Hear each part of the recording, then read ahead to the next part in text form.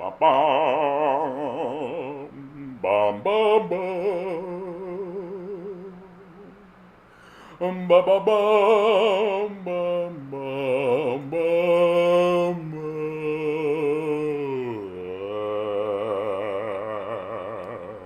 Hello, ladies and gentlemen.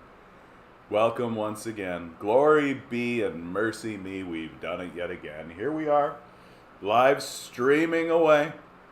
Live streaming our lives away during the apocalypse. So, what have I been up to today? Today was actually a really blessed day, I have to say.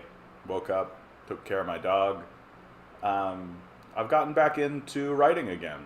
I'm writing, and I have to actually thank Sandman for it. You know, going through Sandman was a real a real meal for my soul in good and important ways.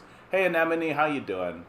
I'm not going to turn this into a big cultural thing like we did yesterday, because I think talking about movies and television is not why people come here. But I will say that all of my concerns that Sandman was going to turn into just another Marvel thing or just more DC schlock have dissipated. That the power of Sandman and the power of the material is that they're using it instead of to tell a story about power, instead of to tell a story about a being accruing power for itself.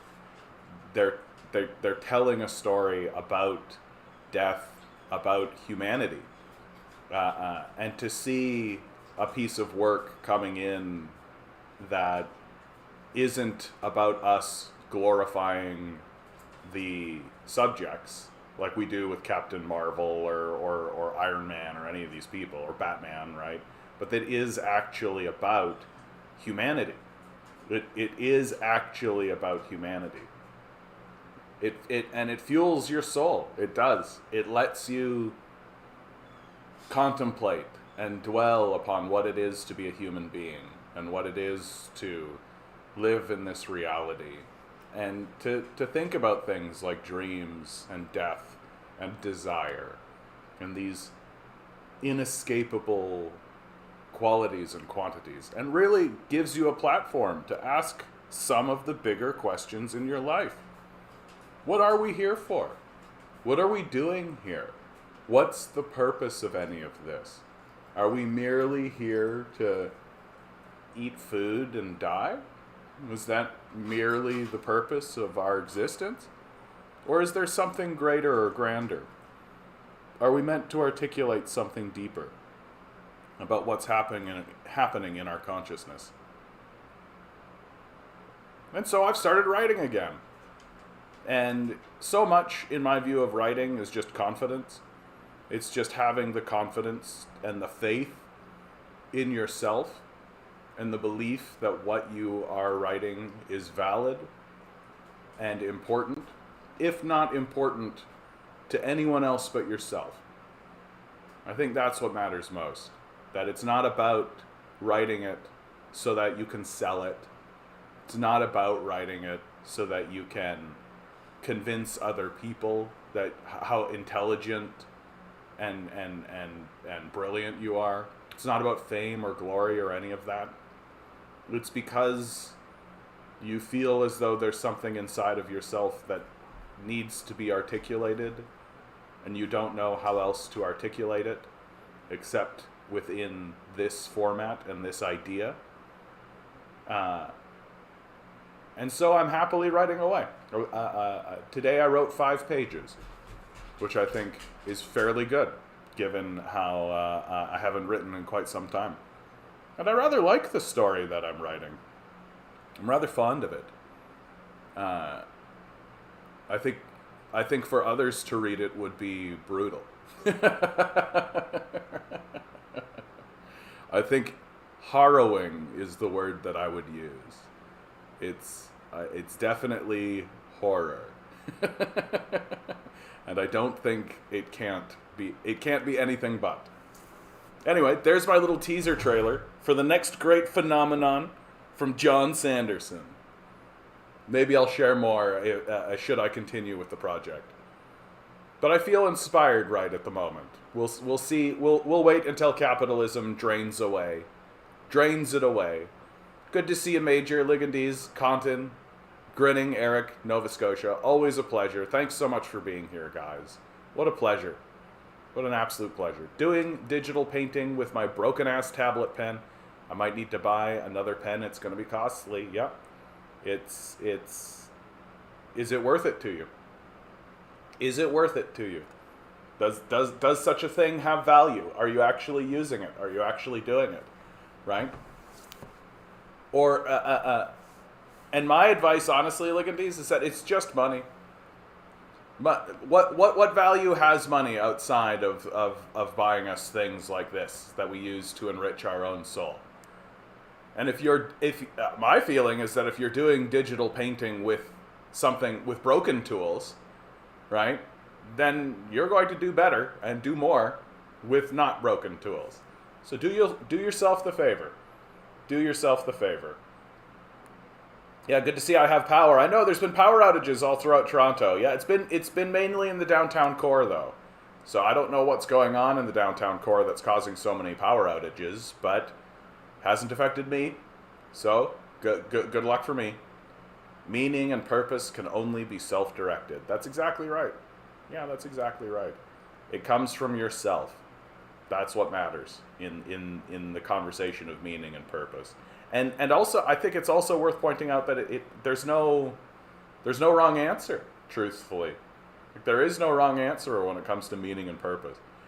Someone else's opinion of your meaning or your purpose is irrelevant. It's only your own opinion. If you feel that what you're doing has meaning and brings purpose, then you're right. And someone else that decides to get in your way or to denigrate that for any purpose or any reason is someone who needs to mind their business. Someone who needs to find their own meaning and their own purpose, because they're trying to find meaning and purpose by tearing down yours. No, thank you. No, thank you. So, from existential comics, rent is theft. Profit is theft. Interest is theft. Look, it isn't complicated. If you are making money that didn't come from your own labor, then it is coming from someone else's labor. You are stealing their money. As simple as this. As simple as that. Right?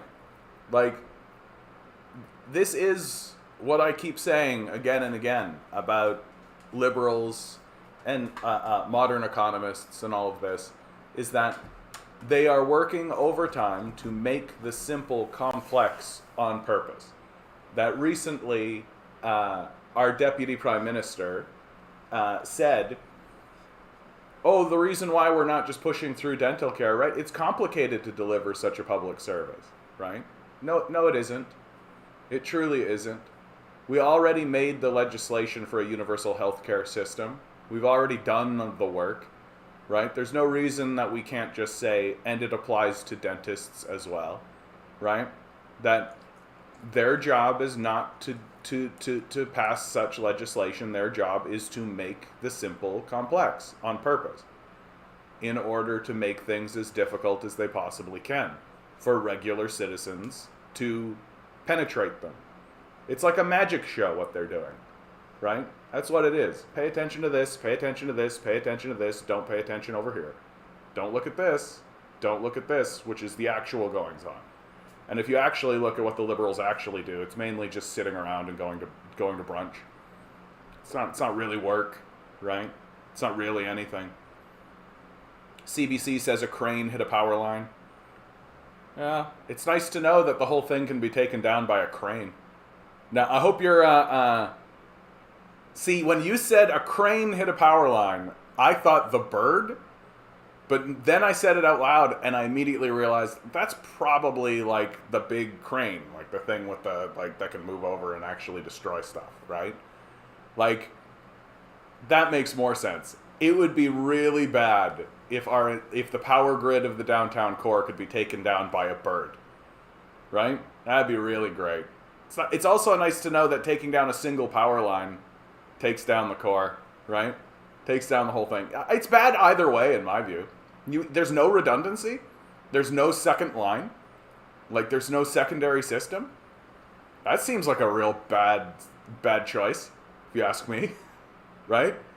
Like, one would think that they're, like, taking down a single power line, like, that shouldn't result in a outage for an entire city. Seems a bit much to me. Anyway, I don't know. It could be worse. It could be worse, right? I'm not one to comment on the technicalities.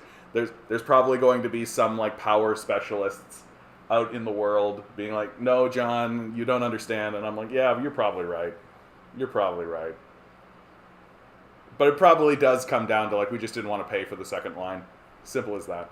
Hey, Kaya, how you doing? Penetration. Yeah, that's right. Well done. Planning? What are you, commie? Good point, Nova Scotia. You're right. We don't want to plan this. Right? We don't want to have ideas or thoughts, right? We don't want to observe things and improve the system, right? We've got to let the market decide, God damn it. You're right. My bad. So we got an update here from the situation with Keffels. I keep forgetting her actual name because everybody is referring to her as Keffels, right? It's like Clara Sorrenti. That's her actual name, right? Just as an update, Clara Sorrenti recently had her home swatted. She was doxxed, arrested at gunpoint, right? And then all of her documentation was filled out as her dead name, right? They did not acknowledge that she was trans. And so now we've got Jagmeet Singh commenting on it, which is actually a big deal, if you ask me, because this gives the story a larger mainstream audience and a lot more credibility and validity. Now you'll note, Jagmeet Singh's statement is trans folks, and especially trans activists, deserve the freedom to make themselves heard, not to be doxxed and swatted, arrested at gunpoint, and dead-named repeatedly. No one deserves this. Support trans activists. Support @Keffels and @Keffels Backup. Now, that's a nice statement from Jagmeet Singh. It's nice of him to have acknowledged it. My only comment, and the thing that I will draw attention to, is that he's really gone out of his way to ignore the fact that she's a communist, right? Really gone out of his way to omit that little bit of trivia from this statement, right? And we're all just going to continue pretending that what is happening is exclusively a trans issue. This is what liberals do, right? This is what liberals do. They use identity politics as a way to deflect away from class politics, right? It is true that Keffels is a trans activist and is trans. It is also true that she is a communist and ran for the Communist Party on several occasions. Look at what Singh does. Look at what Singh does.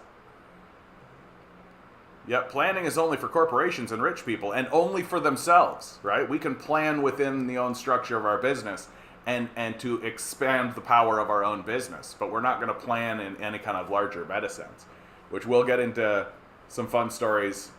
I mean, the Elon Musk story alone. I had it, of course. What have they done?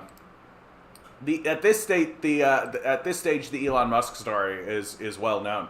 He's just outright confessing that his job, his endeavor was to stop the high-speed rail projects in California from succeeding. That he didn't care about building the Hyperloop. He didn't care about that. He straight out admitted to it. Right? Like, I thought I had an article here. Sorry, that's what I'm looking for. Oh well. I think it got kiboshed. Oh yeah, this'll do it.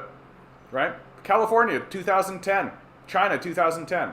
California, I should build a high-speed rail system. China, I should build a high-speed rail system. 2012. Elon Musk, no, cancel it and make a Hyperloop instead. 2015. California, nothing. China, 8,000 miles built. 2018, nothing. China, 16,000 miles built. 2021, we will have a prototype in a few more years, says Musk. China, 25,000 miles built. And now, 2022, this should be extended one more panel. Elon Musk just outright admitting, yeah, I never intended to build the Hyperloop.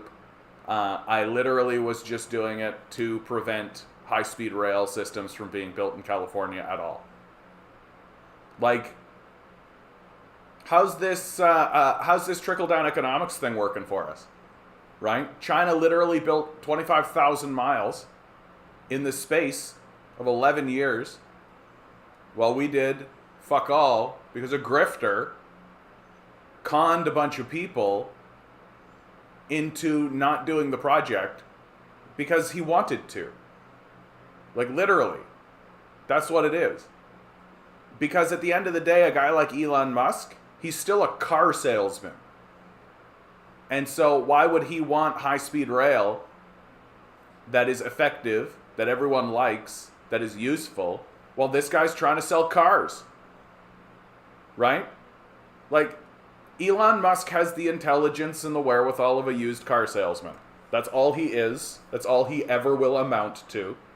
And stuff like this should have everyone convinced that he's just a con man. Hey DM, how you doing? If the crane knocking out power won't wake people up with this power outage soon, the sizzling sun will. Just wait. Yeah. Yeah.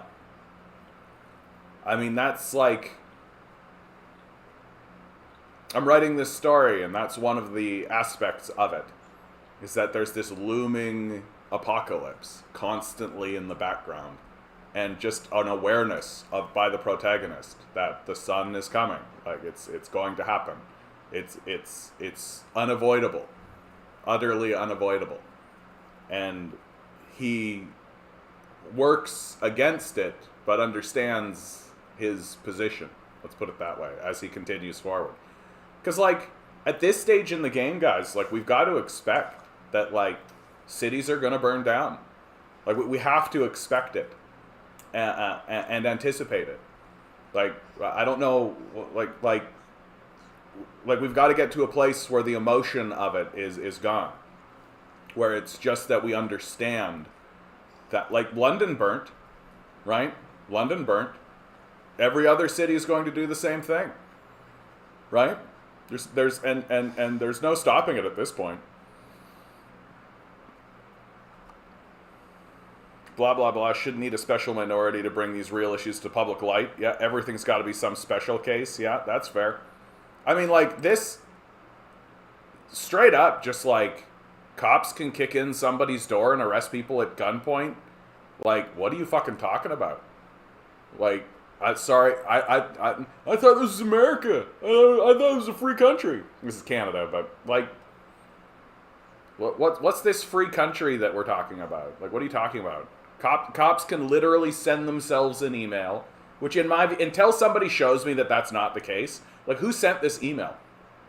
Right? Like, that's the story, that the cops received an email that had Keffel's name on it, where they were pretending in the email that Keffel's, like, had a gun and was going to go to a place and shoot some people and all this. It was obviously a setup. Like, obviously. You'd have to, like, be, like, stupider than a kindergarten.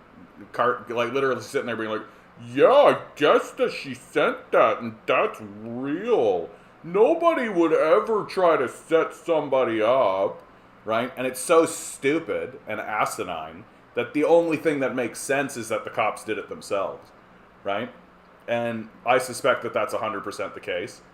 And so they send themselves an email planting the evidence they need to go kick in the door of the person they want to silence, right? And it's been effective. And now, thankfully, we've actually got politicians talking about it. But the real question is, why are the police permitted to act in this way? Like, if you ask me, this is a real defund the police moment. These guys have too many resources. They've got too much time on their hands, right? There's too many of them sitting around with nothing else to do. And so what are they doing? Cooking up plans to harass political rivals. That's what they're doing, because they've got nothing better to do because they've got too much money. So we should take money away from them and get them focused back on the tiny little job that should be what they actually do, which is not harassing citizens in this way. But John, according to Thomas Sowell, no economist advocated for trickle-down economics. They simply advocate for the Say's law. Yeah. Thomas Sowell's such a joke. Like, what a joke. Like, honestly, if I met somebody who actually took this guy seriously, I just think I'd be like, okay, you're done. Like, you're not, like, Santa Claus isn't real, bud. Moving on. Like, I don't really have time for Sowell anymore. Like, he's such a fraud. Like, obviously a fraud. Like, he's not arguing in good faith. He's not attempting to argue in good faith. He's just trying to convince and con stupid people into believing that a system that's already collapsed and failed, has never succeeded, has always been an utter failure, still has some validity, by creating nonsense terms and total bullshit and he's like the epitome of making the simple complex, right? And just being like, well, if you disagree, it's because you don't understand, right? That classic Petersonian bullshit. No, I disagree because it's stupid. Like, it's obviously fraudulent. It's pathetic at this point. Like, cities are burning down. Like, what the fuck are you talking about? This Thomas Sowell guy is just like a little, like, Peter Pettigrew style imp.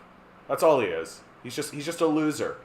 And he's such a huge, massive loser that the fossil fuel industry loves him, right? Humanity should be all Hyperloop type tech everywhere as standard. If our progress hadn't been so regressed and limited and made impotent by these types of people, yep. Capitalism is like this whole idea that capitalism spreads technology and innovation and all that. It's like, what are you talking about? No, it doesn't. Capitalists get in the way of innovation, right? Capitalist innovation is just finding way to make money. Find new ways to make money. And building something like a high-speed rail system doesn't make them money, right? It doesn't make them, like, it helps citizens. It's a good project. And in a long-term sense, it would make them money, but they're not interested in that, right? That they're just short-sighted little children. And the strategy of the capitalist class is always to impede and exploit and withhold, right? So if you try to build a high-speed rail line, well, what are they going to do? They're going to buy up the land, right? And then they're going to raise the price by 10 times because they know if you want to do the project, you have to buy it, right? That's how capitalists operate. And if you allow a quote-unquote free market to exist, that's exactly what's going to happen. Meanwhile, countries that actually have their shit together go, we're going to build a high-speed rail here. And if you tried to stand up and say, well, I'm going to buy that land and all that kind of stuff, they'd just be like, haha, that's cute. And they'd build it.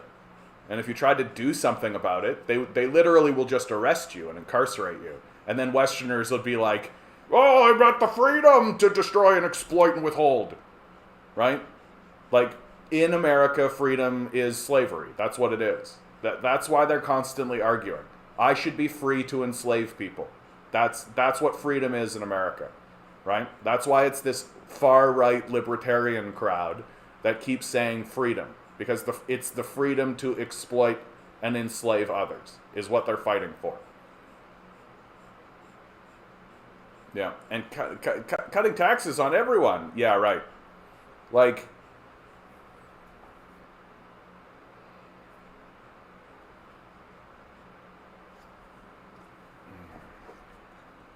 Thomas Sowell, man. What a ridiculous person. Like, what a ridiculous person. Imagine being in this reality and willingly and openly betraying everyone around you constantly. Because Thomas Sowell can't possibly believe this is true.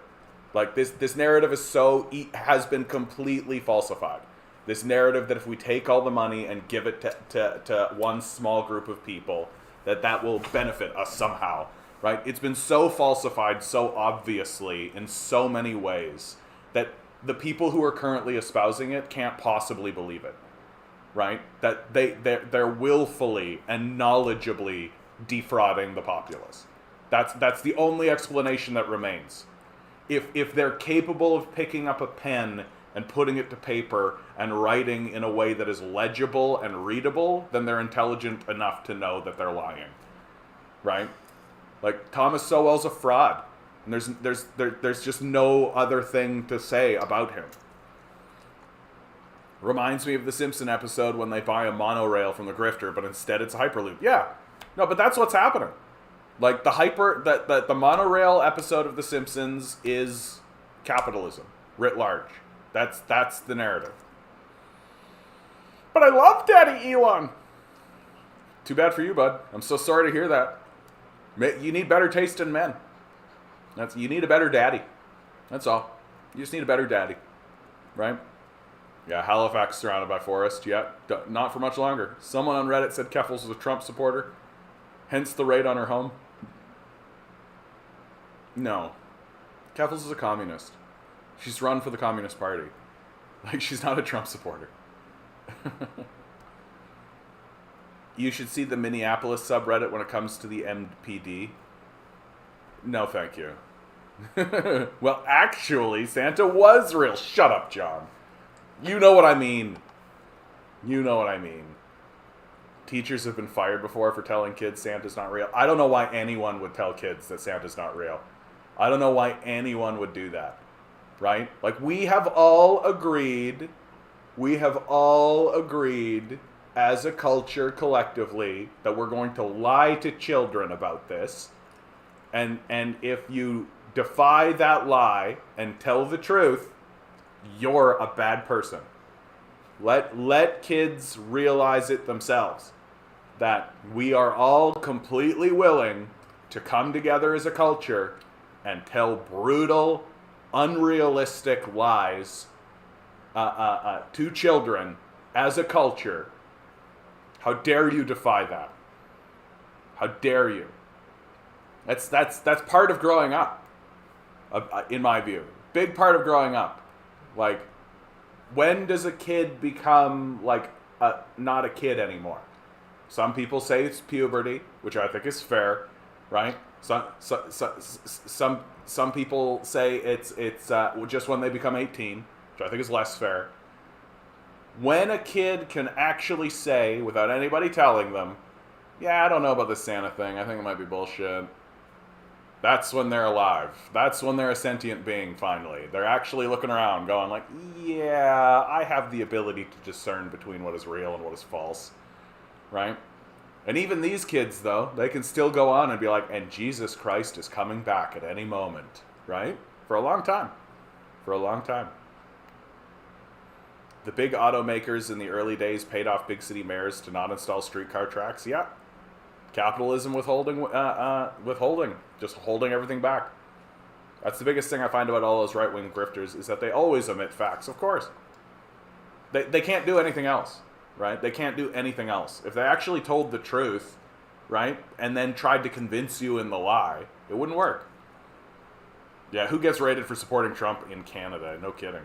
Well, John, you could say the same thing about money to government. Just give them our money and we'll benefit, and the government would never waste money on things like $2,000 toilet seats. Right, but at least the government is somehow accountable to the citizenry, right? Even theoretically, right? Like, the theory of government is that the government is accountable ultimately to the populace, right? A guy like Elon Musk is completely unaccountable. He can do anything he wants with the multi-billion dollar that we've given him, and he does, right? Like, this argument that says government is the problem, right? Yeah, sure, you'll find all kinds of examples of corruption. I go so far to say that you should expect a certain degree of corruption in government. Like, obviously, it's going to happen. Like, it's obviously going to happen. Like, I remember when I was growing up, people would get, like, all mad because, oh, the liberals or the conservatives or whoever was in power, they're giving these contracts to their buddies. I'm like, yeah. Obviously, like, why shouldn't they do that? That seems like how you maintain power. Like, that seems like a rule of power, right? Like, you've got people around you, you want to make them happy, you want to increase their power profile and your power profile at the same time, right? Yeah, that doesn't mean ignore it. I agree with you, Methane. But there's like a strong difference, right? Like there's a strong difference between like, we're gonna build a rail line and I'm giving the contract to my brother's cousin's son who, and they're gonna, like, at least the project got built, right? Like there's a strong difference between that kind of corruption and what's going on today in the capitalist world of privatization, where the thing doesn't even get built and you pay for it anyway. Like, that's what's happening today. And the idea that the problem is the government, well, at least the government is in some way accountable to the citizenry. Private owners and private corporations are not, and don't care about us at all. About us at all. And if we were to finally rise up against them and actually foment discord and all this kind of stuff, they just leave. They don't care about us.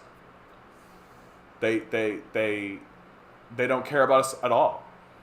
Yeah, we could and should be doing a ton more about the conflicts of interest. It's rampant. Yeah, and like, but to me, I feel like it's backwards to point at the government and be like, it's the government that needs to change. No, it's the other way around, right? When we talk about the dictatorship of the proletariat, what we are talking about is erecting a government that that excludes from its ranks the investor class, the ownership class, right?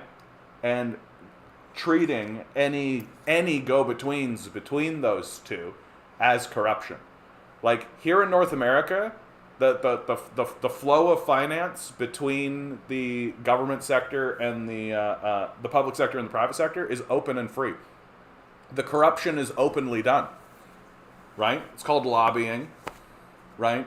The campaign contributions is another good form of corruption that we just like shrug and go like, yep, that's it, that's normal.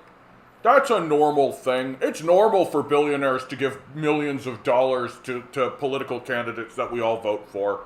Normal. No, it's not. Like it's the opposite of normal.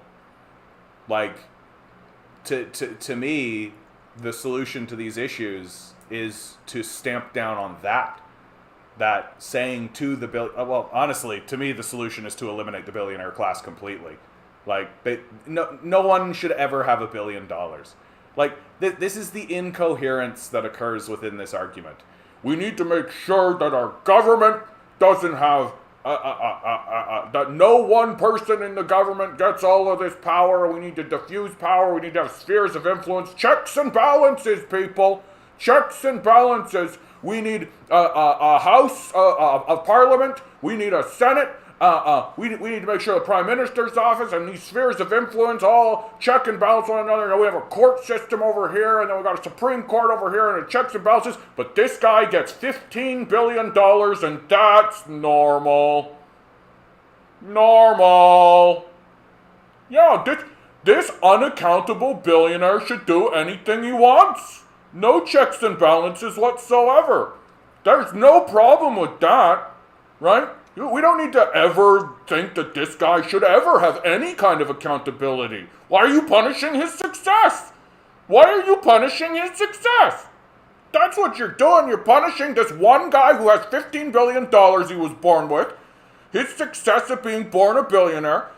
You're punishing his success, but these elected officials who have to campaign and convince us that they should be our leaders in the House and the Senate and the presidency and the Supreme Court and all of that, we gotta make sure that these guys are the real problem right here. These guys are a real problem. Why? Because they stand in the way of the billionaire. The innocent billionaire who earned his money through hard work. Like, this is incoherent. This is incoherent. We're giving individuals like Elon Musk $300 billion and just saying, go play. Oh, you want us to cut through that red tape? You got it, champ. You go do anything you want. And we're pretending like that's not going to result in total fucking disaster. It's like giving a 3-year-old a package of fireworks and being like, that's fine. He's not gonna do anything with that. That's fine. Right? Like, yeah, there should be accountability. People should have oversight, right? And who should be providing the oversight? The people who are elected, right?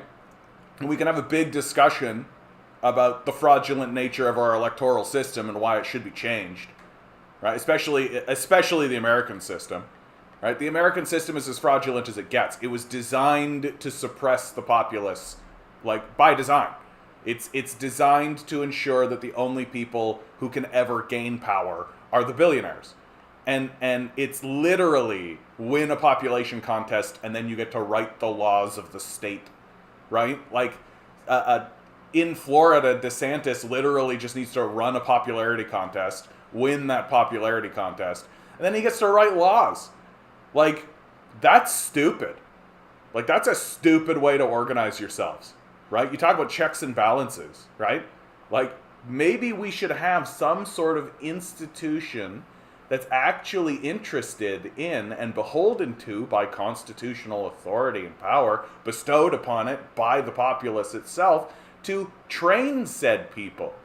Perhaps the institution itself should have a series of checks and balances within it so that people who are elected within it aren't psychos and actually are beholden to laws and scripts that are written there within.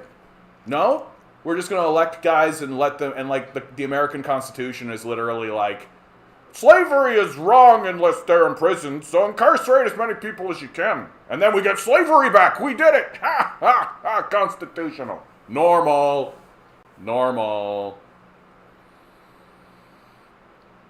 Ugh. There are leftists who constantly downplay January 6th. They will extend a lot of sympathy to working class conservatives. They will pretend Trump supporters is a spook. My question to these leftists, what do they think happens if these kinds of folks got what they wanted? Yeah, I mean, those are, like, it's very concerning what's going on with January, like the January 6th insurrection. I'm not like, it would have never worked, but first attempts at coups usually don't, right? So, no, I mean, like, it shows how mistrustful and how corrupt everything has become in America. That, like, no one trusts the system anymore. And the system has given every reason for it to not be trustworthy, right? Like, if the people who were doing like January 6th insurrection style things were actually like communists and socialists, I'd be like, yeah, let's go, right? But it's the fact that they're fascist types who are basically saying, let's just do capitalism extra hard. And you're like, okay, so we're just gonna return to slavery. That's gonna be how it goes. Meanwhile, if a third world does this, they call it corruption. Yeah, I'm all about going after the root causes.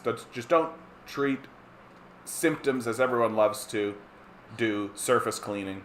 Pointless. Yeah. Well, and that speaks to the reality that people rarely have a structural analysis, right? That's something that I've learned to accept when I'm talking to lots of people, right? People will say outrageous things that I think are outrageous, that they think is common sense. And it is because they just literally do not know how the structure or the system they live in functions. They literally don't know how it works. So it's like somebody telling you they like that car because it's red. You know, you're like, okay, but what about the engine? Is it fuel efficient? How often do I need to change the tires? Is it going to fall apart after 5 years? Like, what do we need to know? But it's red. Look at it. It's so good. Right? Yep. Don't be surprised if Musk decides to run for political office in 2024. Possible for POTUS because of his inflated childish ego. Dude, I hope he does. I really hope he does. Like, we need... Like, Trump was the first shot across the bow of people in America really beginning to recognize how disgraceful their system is, right? That not only was Trump able to run, but he was able to win, right? And that's got Michael Bloomberg running for office, right? Like, that's got a bunch of different people. Kanye West has thrown his hat in one way or another, right? Like, and it's just like, at some point, another figure is going to manifest that is yet a bigger embarrassment than Trump. Like, who would be more embarrassing than Trump? That figure is going to manifest and become the president or become an important leader in America. And everyone is going to go, what the fuck? What the absolute fuck? Oh, you might be right about this methane. Pretty sure he can't. He's South African born. Yeah, I think that might be right, actually. Tucker. Ha! Yes! Kea. Nailing it. Tucky. Can you imagine? Tucker Carlson for president. He announces it on Fox News that he's going to run, right? And then he leaves Fox News and goes on the campaign trail. Tucky 2028. And he goes around, right, campaigning, and everybody loves him. He gets Trump's endorsement, right? So all the Trumper types are like, yeah, Tucky, and Tucky was telling the truth for years, and all this kind of stuff, right? Dude, wouldn't that be crazy? That would be the craziest. Just literally, like Tucker, Tyler Green, perfect. Yet another just abject humiliation for America. Even the idea that they would run. Like, forget about winning, but the idea that they would even run. Just shocking. All right, moving on. I just wanted to point this out one more time just for fun, because I came across it. This is the statement by the UN High Commissioner for Human Rights, Michelle Bachelet, after the official visit to China. Right? The UN, and you can see how long it is, and this is pretty comprehensive, right? There's no Uyghur genocide. Like, that's what this is all about, right? It's all about going into the region, right? Including, I met with a range of officials, including the Secretary of Chinese Communist Party of the Xinjiang Uyghur Autonomous Zone, the governor and vice governor in charge of public security, among others. I visited Kashgar Prison, Kashgar Experimental School, a former vocational education and training center, among other places. This right here, the former vocational education and training center, that's one of the concentration camps, right? Like, it's not a genocide. There's no genocide happening there. And it's just worth pointing out. And this right here, the reason I'm showing it to you, again, this happened in May 2022, is to reaffirm to all of you that there is simply one document, right? What do I say again and again, right? It's simple. Don't need to make it complex. You don't need to create big arguments, right? Like, click. Like, this is the only thing you need. And you can find it with a Google search. United Nations Human Rights, Xinjiang. Right? Michelle Bachelet. Bibbidi bobbidi boo. And, like, this destroys the narrative to the ground. Like, you can't recover from this. The UN is a respected institution, right? That has credibility. It has every reason to try to, and it has in the past exposed genocides. It came out very strongly against the Israeli-Palestinian situation, declaring it a genocide. Came out very strongly against America in the Venezuela case, right? Like, they are trying to just tell the truth about what is happening in the world. And they're not coming out of China being like, yeah, that's a genocide for sure. That's not what they're doing. Right? That's not what they're doing.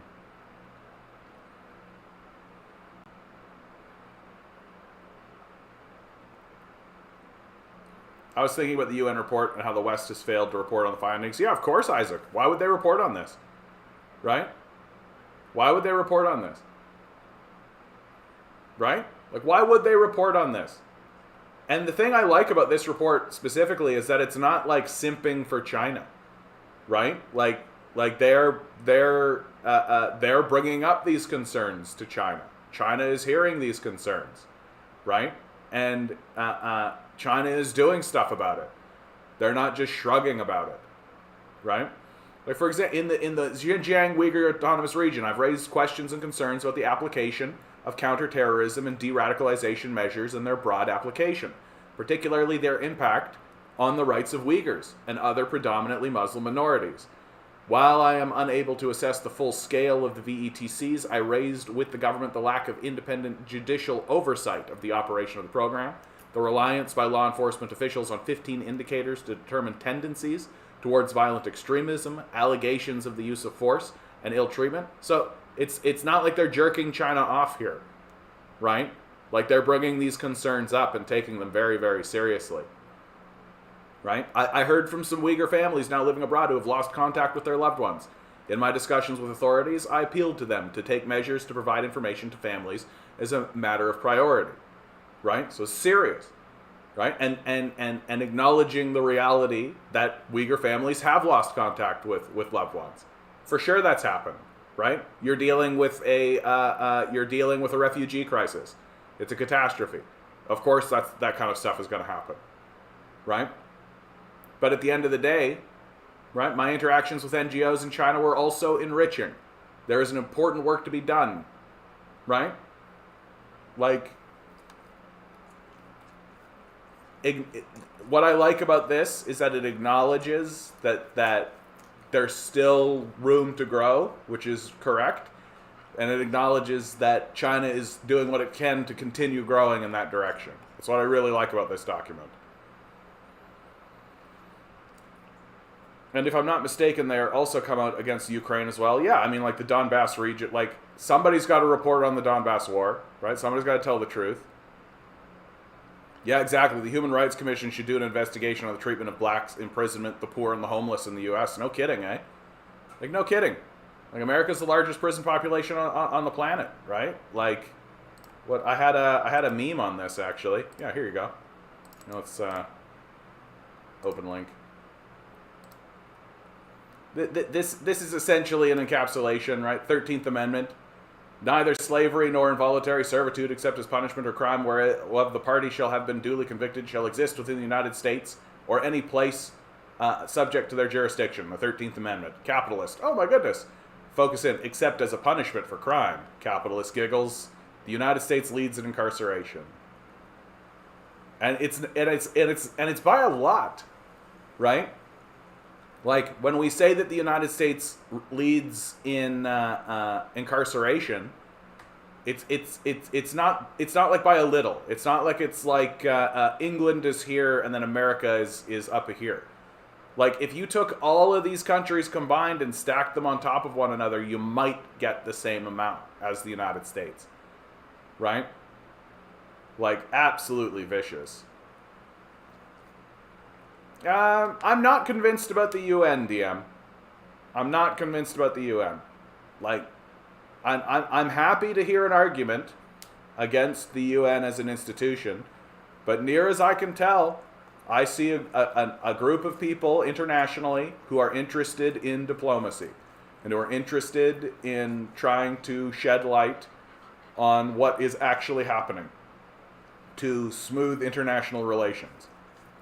But NATO, I mean, the only argument I've heard for maintaining NATO that makes any sense to me is John Mearsheimer's argument for keeping NATO in place, which is if you got rid of NATO, Europe would fall into war with itself. That's the reason why he says that NATO should exist, and that's somewhat a convincing argument, right? It's not like the nations of Europe are a peace-loving people, right? And NATO keeps them all from fighting with one another. Yeah, they're 4% of the world's population. They have 25% of the prison inmates. Yeah, and of those prison inmates, there's a high level of, and a very disproportionate level of the people in prisons are minorities. Yeah, the problem with the U.S. is the Security Council because there's only 5 countries that decide what is a valid war. Yeah, that's what they mean when they say international community. It's always adorable. NATO is brewing up a storm in Europe, re-Kosovo. Yeah, like the war in Donbass, which spreads to Russia and Ukraine, has all the potential in the world to spread to neighboring countries, right? Oh, you meant the UN, not the U.S. Oh, okay. Wait. Did you mean the U.S., not the UN, Eric? What's happening here? The problem with the UN is the Security Council, because there's only 5 countries that decide what is a valid war. Yeah, I mean, if you ask me, the major problem with the UN is that the United States has veto power. That's the true, like, if you wanted to point at a true flaw, it's very clearly that when when it comes to decide whether or not legislation should pass or an agreement is reached, the UN can just basically be like, bibbity bobbity boo, no, doesn't happen, right? And I'm like, oh, that's a major failing in the system. And the argument has always been, well, if the United States doesn't have veto power, then they'll just leave the organization. And my response to that is, then they should, right? Then they should.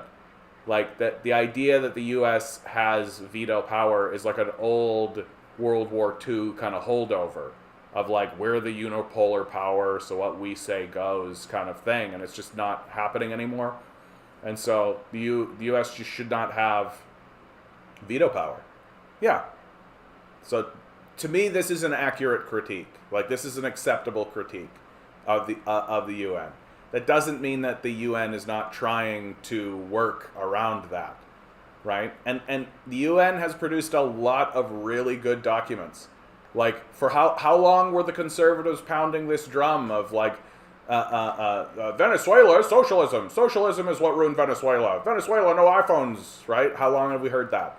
We heard that for a long time. A lot of people said it. A lot of people said exactly that. Look at Venezuela became a slogan of the right, right? They're like, socialism fails. Look at Venezuela. Socialism fails. Look at Venezuela. Socialism fails. People like Jordan Peterson were saying it, right? And then the UN releases a report on the situation in Venezuela where they say very clearly that what is happening is the sanction regime is crushing the Venezuelan economy. Very, very clearly, that is what they said. They came up with like recommendations for what Venezuela could do, but those recommendations essentially amounted to capitulate diplomatic power to the United States, right? Do what the U.S. says, and they might actually lift some of these sanctions, for God's sakes, right? And the second that UN report came out, they stopped saying it. They stopped saying, look at Venezuela, because they knew that if people went, oh, okay, I'll look at Venezuela, they would find this UN report. They would see that, oh, it's the U.S. sanction regime that's crushing Venezuela. It has nothing to do with socialism, right? No society could withstand the sanction regime. Wouldn't matter what structure you have in place, right? I would actually make the argument that because Venezuela is a socialist state, they're able to withhold it with more resilience, just like Cuba, right? That Cuba will get pointed at and they'll be, oh, what a poor all this stuff. Yeah, they've been undergoing a sanction regime since the 60s, right? And it's the strength and resilience of the structure of their system that has allowed it to withstand the terror coming from America, right?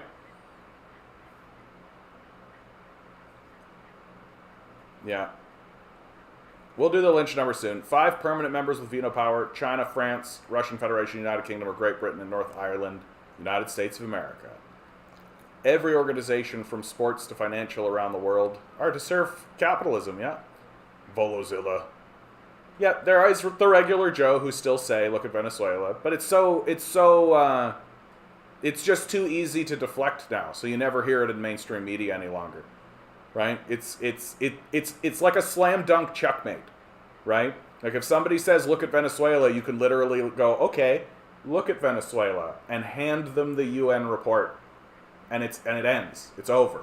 Like, there's no recovery, right? Like, that's why I think the UN is a good institution overall. While it has its failings, which you're obviously pointing out, it constantly comes up with clarifying documents like this. It's constantly doing it. One of my friends showed me an article that demonstrated how their socialist policies are able to succeed and thrive. Great. A guy in Beirut was arrested because he could not withdraw his own money from the bank. The bank refuses to give him his own money. Yeah. Well, I mean, that's essentially what happened in America with the during the Great Depression, right? People went to go withdraw their money from the bank, and the bank refused to give them their money. That's really what it is. How long's the article, Eric? Sometimes the articles you give me are like literally 30, 40 pages. So how long's the article, bud? Anyway. We did that. What's this one? Oh yeah, former CSIS honcho says Canadian politicians are on foreign agents' payroll. Isn't that fun? Isn't that fun? Listing countries like China, Iran, and Russia, he said, we have evidence to show they are very active right now within our borders. The U.S. has had a Foreign Agents Registration Act requiring disclosure of agents since 1938. It was initially established to track Nazi sympathizers, so obviously is still useful.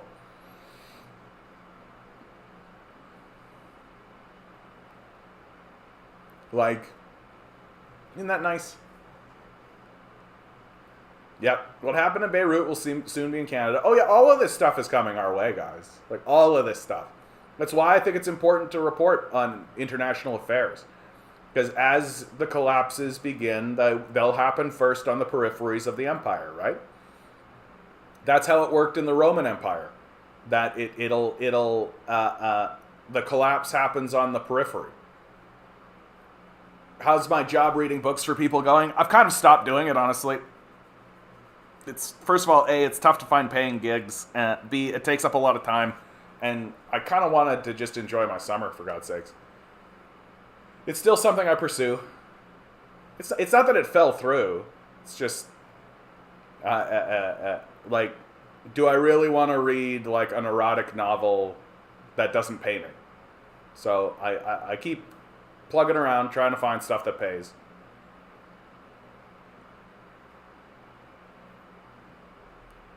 Well, that's awesome. Tack that onto the list I never knew or needed to worry about. Yeah, exactly. I love this. Bell Canada president defends high cost of wireless and cable services. Dude, I haven't read this because I wanted us to all read together what this fucker is saying out loud to try to convince us that what is happening has any legitimacy whatsoever. Oh, DM, you listened to the Gene? Wow, that's nice. That's a fun story, eh? That story was a lot more fun than I thought it was going to be. Her short stories were really nice, too, I thought. Like, some of them were okay, but others were better. Thank you for the compliment, DM. I appreciate that. Yeah, Amy Lynn Rains, who's a real sweetheart, by the way. Like, real sweetheart. What more have I learned about the essence of time? Nothing. Not a goddamn thing, Nova Scotia. I've let you down. I know I've let you down. Yep. I mean, really, Bell Canada president, do you really need to read any further? Yes, I want to hear what this fucking fraud says. The head of one of Canada's largest telecommunications company is making no apologies for the nation's high cost of wireless service. He's a psycho, so why would he? In a recent interview with Saltwire Network, Bell Canada president and CEO Mirko Bibic defended cellular prices in Canada by indicating that consumers get what they pay for, and that lower prices would most assuredly come with a decrease in quality, consistency, and performance. And he would guarantee that that's the case. He would assure that that would be the case. Our prices are certainly not the lowest in the world, literally the highest. Like, places like Lebanon have lower prices. And I'll never try to argue that. So he's not an idiot, said Bebic, who took the reins at Bell Canada and its parent company, BCE, in January 2020. If our goal was to have the lowest prices, I can guarantee we will not have good networks in Canada. Yeah, he would guarantee, right? Like, that's not a prediction, that's a threat. Right? Like, this isn't a prediction, it's a threat. If you make us lower prices, I will guarantee that we will not have good networks in Canada. I'll guarantee it. You can't have leading infrastructure in a country this size with this few people in it and gouge them at this level, right? Not if you want to make a whole bunch of profit off of them for nothing. right? Like, if we actually nationalized it and built it ourselves, we could do it, be easy, right? We want leading infrastructure here because that's what's going to power the modern economy. So they want it, they don't build it. So what are they going to do? They're going to make the government build it for them. So they're going to make you pay for it so that they can privatize it. That's their grift. So when I hear people say that they were in countries where they paid $10 a month for wireless service, I ask them what country, and it's always in places where drop calls are common and where users only get one bar, such as. This is just something he says, right? This is just something he says, right? Because he's a liar, obviously. Like a complete and total fraud and a grifter. That's his job. With that said, Vivek said wireless service prices are on the downswing in Canada, he lied. Prices are going down? Yeah. We were asked if we could deliver more high-quality value at decreasing prices. We got the message loud and clear. So we did. Over the past 2 years alone, wireless prices have come down by 28%. No other sector in the economy can say the same. Total fucking horseshit. Source, please. Trust me, bro, doesn't count it. Right? Doesn't cover it. And like, where's the author of this article being like, maybe we should verify that? Should we look into that? Vivek said price or affordability is one of the three main areas of policy focus for the telecommunications giant. He said that Bell Canada has invested more than $14 billion in capital projects over the last 3 years. That figure includes the estimated $5 billion being spent this fiscal year. At Bell, we actually spend about $800 in capital investment per subscriber per year.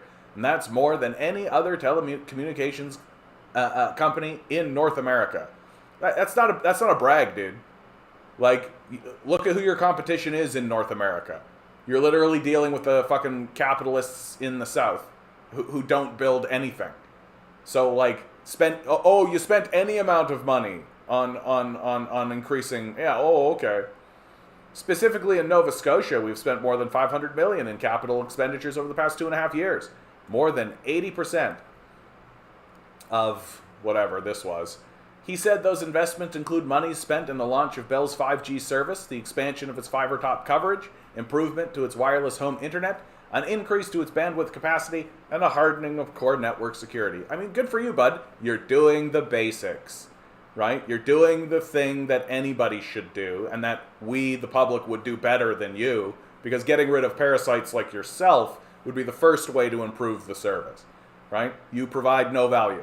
You are worthless to the process. You are a parasite.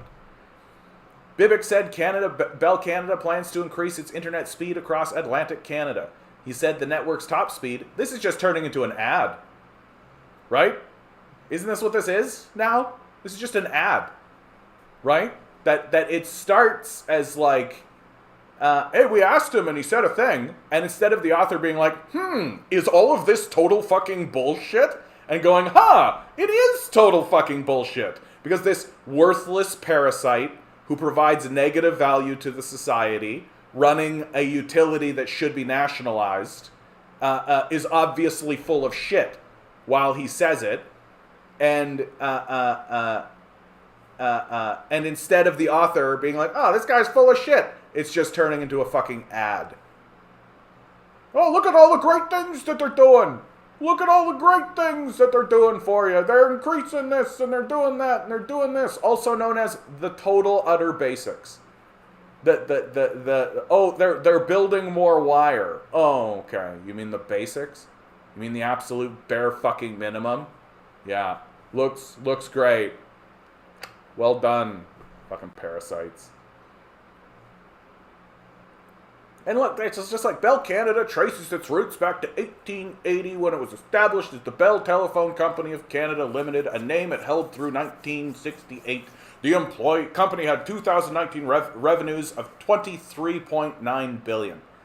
It has more than 52,000 employees. Like, they might as well have their hand on their heart being like, Bell Canada, Bell Canada.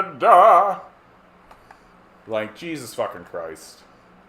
One day we'll get some journalist or reporter who's actually interested in telling the truth about this shit. We'll find an article. John would make a great voice actor for Matthew on Sandman. That's nice. That's nice. Right now it's, what's his name? The comedian. I'm blanking on his name.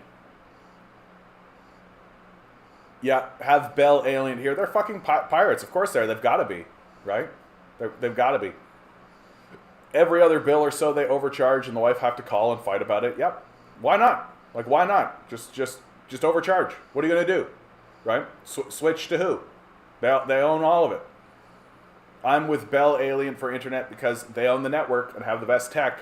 They have an obviously noticeable better service where I am. I don't care about cell phones at all. Good, yeah. All my European friends, yeah, all my European friends complain that phone service is very expensive in Canada. Yeah, like it's a grift. Like it should be nationalized. They gave Zelensky his own action figure and it looks sad. Dude, what? Why are they doing this? It does look super sad, dude. Look how sad this thing looks. The unlikely hero. Just barf.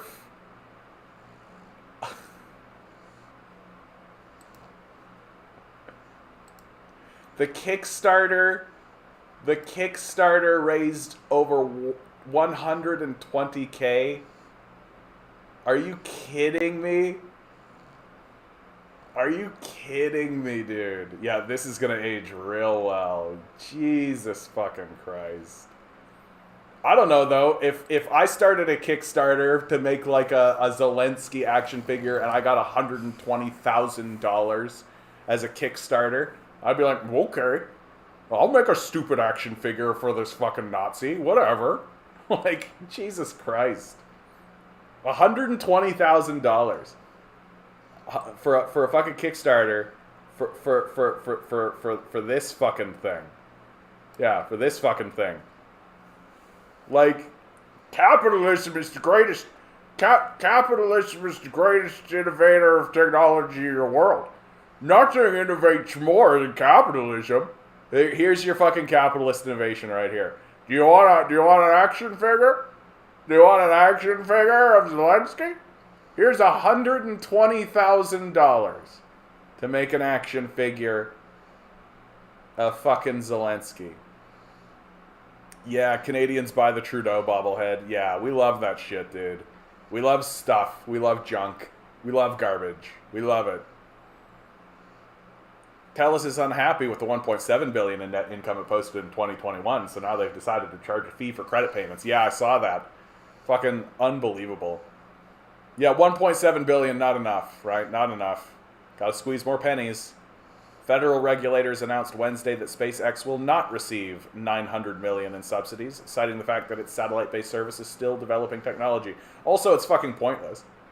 Like, why on God's green earth would anyone give a fuck about a mission to Mars amidst a climate change apocalypse?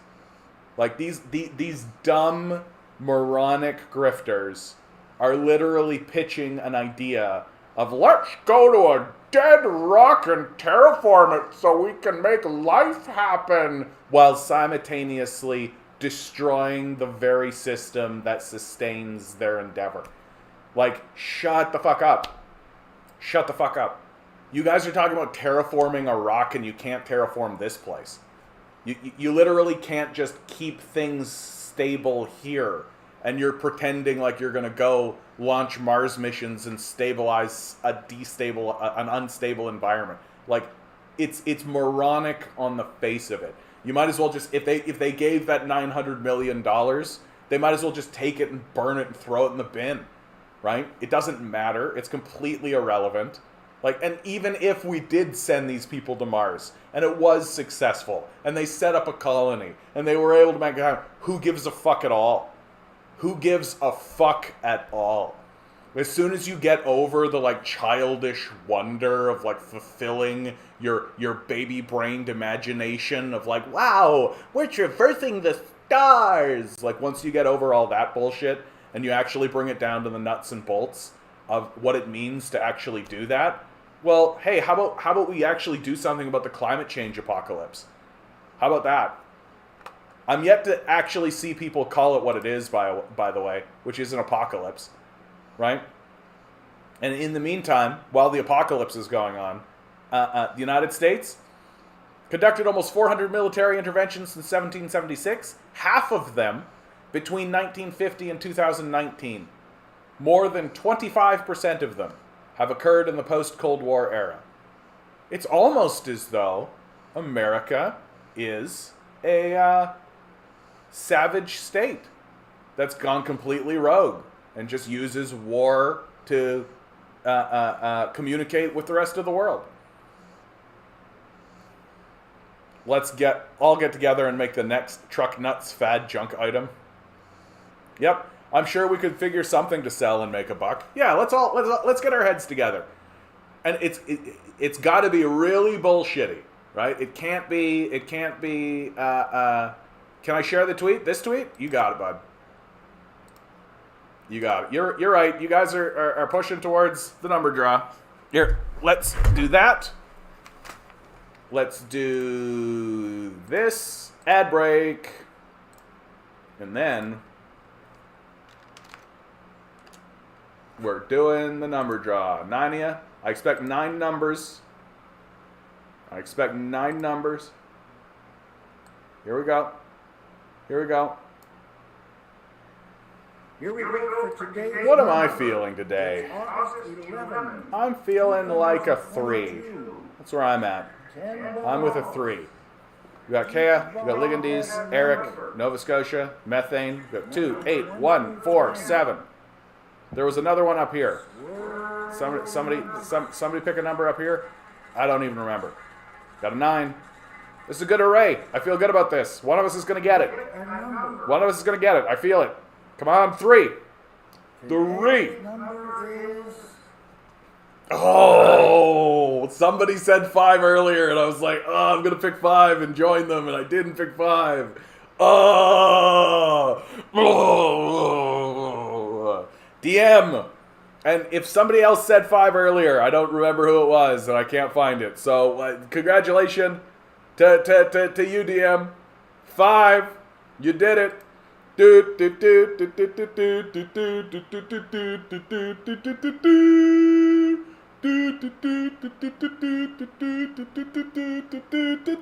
Eric, I'm so sorry. You gotta trust yourself. You gotta reach inside of yourself and follow your heart. Don't let your dreams be dreams. Don't let your dreams be dreams. Hey guys, just so you know, U.S. monkeypox outbreaks exceeds 10,000 cases. There was also, I lost it, where was it? Yeah, here it is. Monkeypox cases in Canada surpasses 1K. Monkeypox. Monkeypox. I love that this one has a silly name. I gotta tell you, I really hope the plague that comes through and really causes problems for us, like way bigger than COVID, way bigger than monkeypox, way bigger, just has the silliest name, right? Like, I hope that we somehow end up with a plague that's like named Deborah, you know? It's the Deborah flu, right? Guinea pig mange, yeah, return to monkey. Monkeypox sounds like cooties. Fantastic. No, I like the idea that we all get taken out by the Deborah flu, right? It's a fucking Deborahs. We gotta ruin more. Yeah, we gotta ruin more names like Karen, right? Like, we can't call it the Karen flu, right? It's got to be something else. So we gotta ruin Deborah for everybody too. My favorite fact about this whole Karen trend is that nobody got named Karen after like 2016 or something like that. Since the trend began of calling like these annoying women Karens, literally nobody has been naming their kids Karen. And so Karen is just going to turn into like an old forgotten name, right? Yeah, poor old fella, Deborah got him. Yeah, exactly. Trump derangement syndrome. Yeah, that's more like a mental illness than anything, bud. Deborah, the Nagy wife name. Yeah. Yeah, we're fucked, guys. Like, we're fucked. California State Senator Scott Wiener said the federal government could have kept its stockpile of the Janos vaccine, a smallpox vaccine that's proven to be effective for monkeypox. Oh yeah, that's another thing. We've been destroying the monkeypox vaccine. Yeah. Biden administration last Thursday declared it a public health emergency, more than a week after the World Health Organization qualified the outbreak as a global emergency. And the response from the populace is, that's the response from the populace. Okay, Eric, is it in the article section? Is it in the general? That's the essence of time. Here, put it in the Discord, bud, and I'll read it. If it's a small article, I'm fine with that. Yep. Experts say the net zero concept is often used to delay taking action against emissions. No shit. Oh, it's from the tweet. Article associated.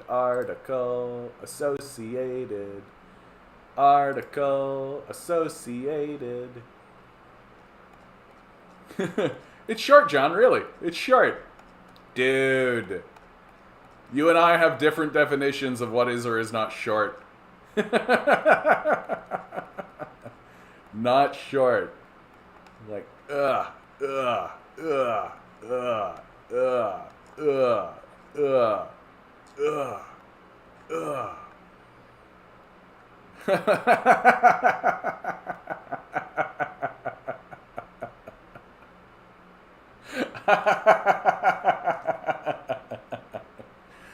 I admire, Eric. I admire your faith in me.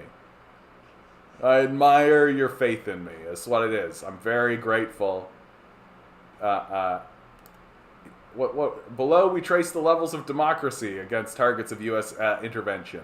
U.S. military inventions in democracy and target state. So is it what? Average state by polity? I don't even know how to interpret this. Like, low bar is low democracy, high bar is high democracy. Does it matter? Right? America just goes in and fucks things up. And, like, whose definition of democracy? What level of democracy that, yeah. Contrary to liberal expectations, since 2000, the U.S. has intervened in countries with higher levels of democracy. Like, yeah, because they don't give a shit. Right? If a country elects its own person that goes, this America place, nah, we're not going to work with America. Right? They're just going to overthrow them. It's fine. They don't give a fuck. They don't care. Now, here you go. Oh, this is interesting. All intervention data includes case studies as these with details as to why objectives were coded the way they were in the dataset. So what were the reasons for the invasion? Territorial objectives occurred 15% of the time. Social protection, 33%. Removal of a regime, 6%. Protection of U.S.'s own citizens and diplomacies, 49%. Policy change, 9%. Empire, 12%. Economic, 32%. Building of regime, 6%. The objective to protect the U.S. citizens, diplomatic embassies, and property during a crisis was the most frequent. So, protecting the empire. Followed closely by social protection and economic objectives. Again, protecting the empire. Right? Like, it's all protecting the empire. I don't know why they have a separate thing where they just say empire. Like, yeah, CDC told gay men going to a leather party that if they have a bump, to cover it with a Band-Aid. They want this to spread into the gay community. Oh, I'd have to see something more concise than that.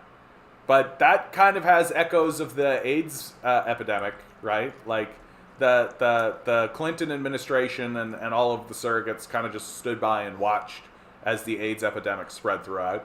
So they're not going to like jump at like they're not seeking to protect these communities or these organizations. For me, that article is short. Eric, good for you, bud. Good for you. I appreciate it. It's a big, long chunker of a thing, dude. It's good, though. This is a good article, actually. I could just tell. Because, like, they've got lots of good information. They're trying to tell you what's going on. No. Too long. Too long foo. All right. Yeah, this is one I'm going to read. See, look. This is a short article, bud. This is a short article. There you go. Right? Not so dense, right? Experts say the net zero concept is often used to delay taking action against emissions. As large parts of Europe and North America swelter and then ignite, a future of endless climate destruction seems inevitable. In Australia, we've already felt the flames and know we will again. And many other places now find themselves stuck in an ecocidal tennis match, bouncing from one extreme to another, from devastating fires to heartbreaking floods. There's a growing consensus on the urgent need to bring down carbon emissions, and the global rallying cry is net zero. This isn't just a climate target, it's become a badge of commitment. There's also a realization that it won't be easy.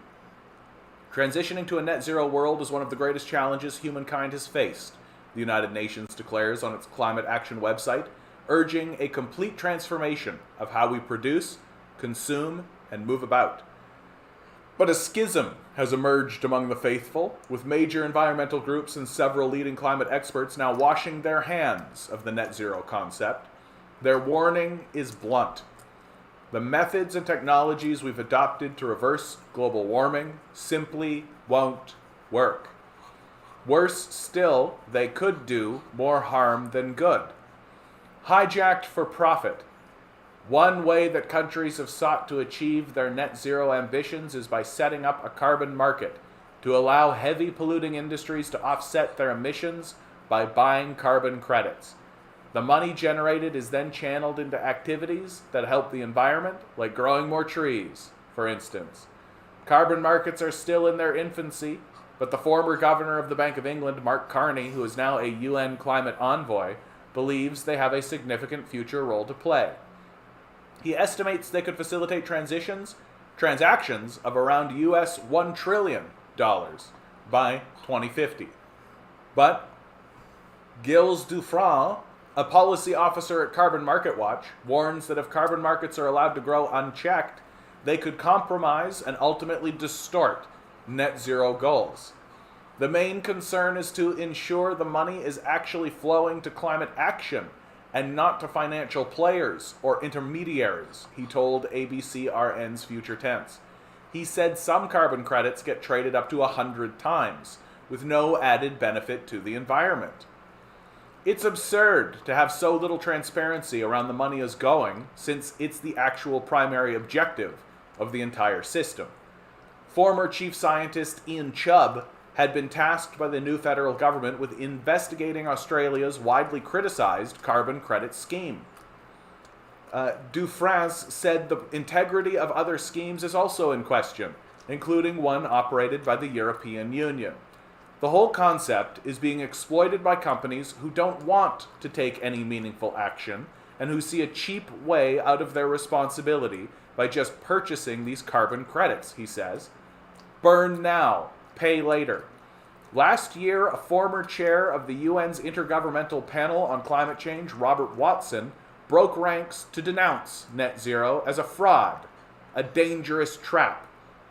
Writing in The Conversation, he and two other leading climate scientists declared they had abandoned the concept. Sometimes realization comes in a blinding flash, they wrote. The premise of net zero is deceptively simple, and we admit that it deceived us.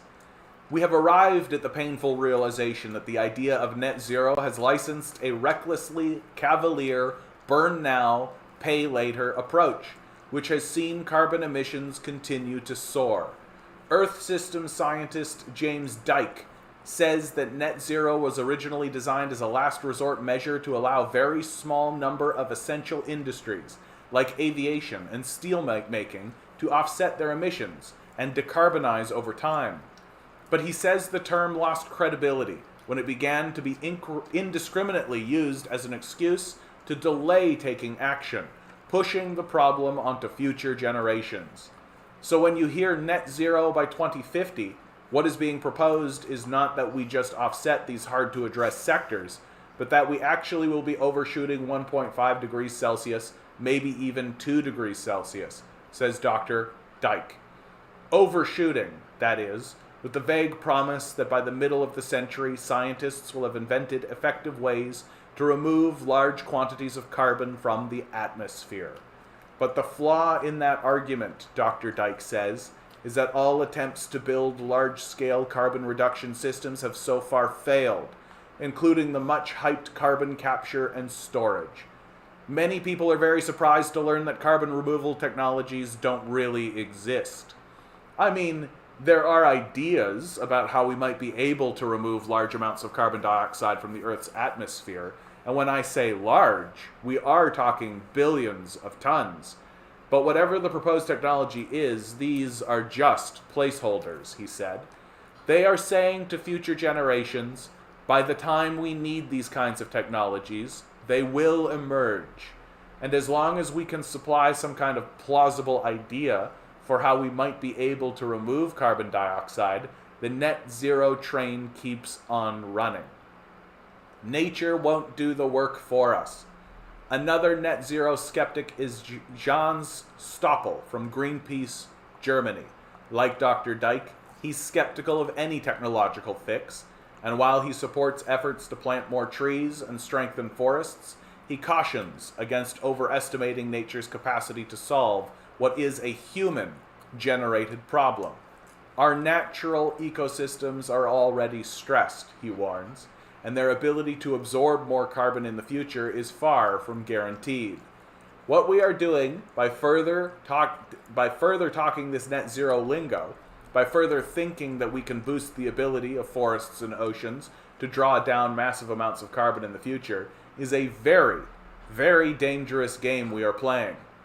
Net zero is a distraction, he says. Our real emissions reduction goal should be zero, and getting there as quickly as possible.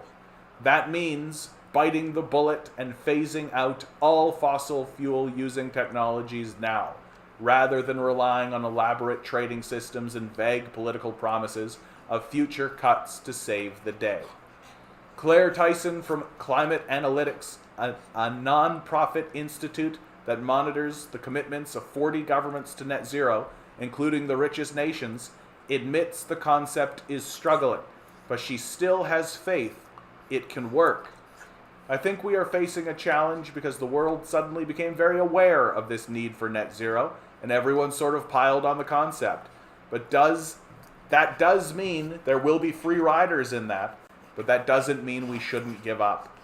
But Dr. Dyke doubts the industrialized world is really serious about decarbonization.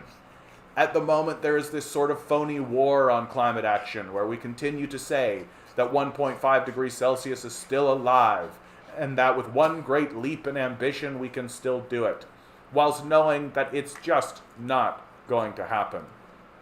Humankind needs to stop gambling on the future, he argues, and start asking ourselves the difficult questions. I think in many instances, this notion of future removals and framing around net zero is being used to stop those questions, he says. It's really important for us to have these discussions now, because warming is going to exceed 1.5 degrees Celsius. I don't think there's any doubt about that whatsoever. We are currently still on course for about 3 degrees Celsius by the end of this century. So when that does happen, we need to have an idea of what we are going to do to respond to the increase in vulnerability, the increase in damage and destruction and death that it's going to produce, and make sure that we don't respond in ways that are going to make the situation much, much worse. These guys are starting to put together that the solution is to stop polluting. Like, there are so many things that we could do. Basic, reasonable, rational, normal, not at all extreme things that we could do. Turn off the lights at Yonge and Dundas. Turn off the lights at Times Square. Turn off all of this goddamn power bullshit. Turn off Bitcoin. Turn off NFTs. Turn them off. Literally turn them off. Ban their usage. End this private jet and private yacht bullshit. End it. Completely. Arrest people who refuse. Incarcerate them. It's over. End it. The fact that we're not trying to do these things, these extremely basic, extremely easy, very low level, like very, very low level things, and instead we're playing this grifting con game of, we can find a technological solution, tells you everything you need to know. Yeah, no trips to space. What are you talking about? Like, what are you talking about? That we need to actively and on purpose choose to stop polluting. Forget this whole idea of a free market. The free market failed. The free market is what generates this apocalypse. It's generating it. We can stop it. And it's very easy to do.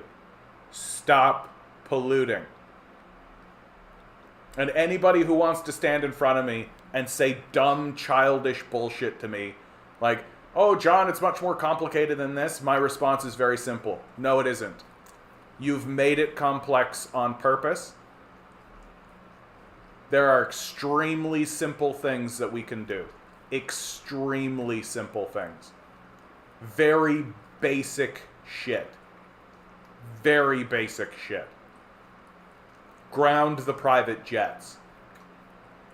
Dock the super yachts. Ground these fucking rockets. Turn the lights off at Dundas Square. Turn cryptocurrencies off. Turn digital currencies off. Turn the NFT market off. These are extremely easy things to do. Extremely basic. And if we're not going to do the extremely basic things, then you do not get to say how complicated it is.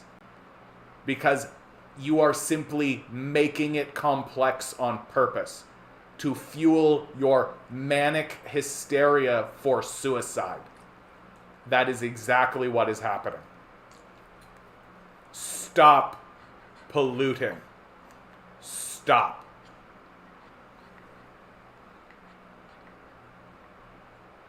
Yeah, when they do plant trees at some dumb monoculture, fast-growing conifer, yeah. Common sense no longer the norm these days, John. Yeah, I mean, like, I do feel like we're gripped in a suicidal cult. Like, I call it a capitalist death cult. Like, we're in this mass suicide moment, right? We're just in a mass suicide.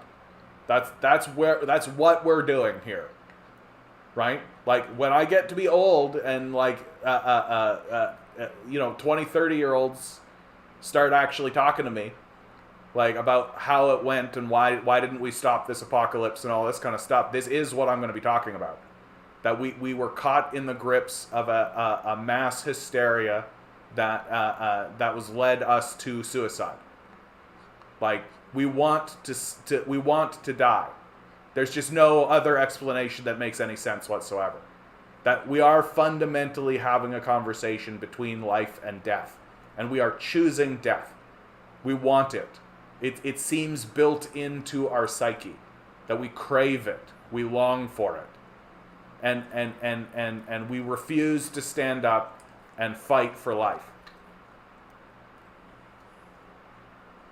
Greed is what's going to speed up the apocalypse. Full stop. Too many gatekeepers are psychopaths, for sure. Like, absolutely. Because everybody's a salesman, right? It can't possibly be that the solution isn't to sell something, right? It always needs to be that you're selling a product. And if you're not selling a product or a service, right? If you're not selling something, it can't possibly be the solution, right? Never let a good crisis go to waste. Well, the apocalypse is a crisis. And so there's a bunch of opportunity to con gullible rubes into buying a product or a service from you.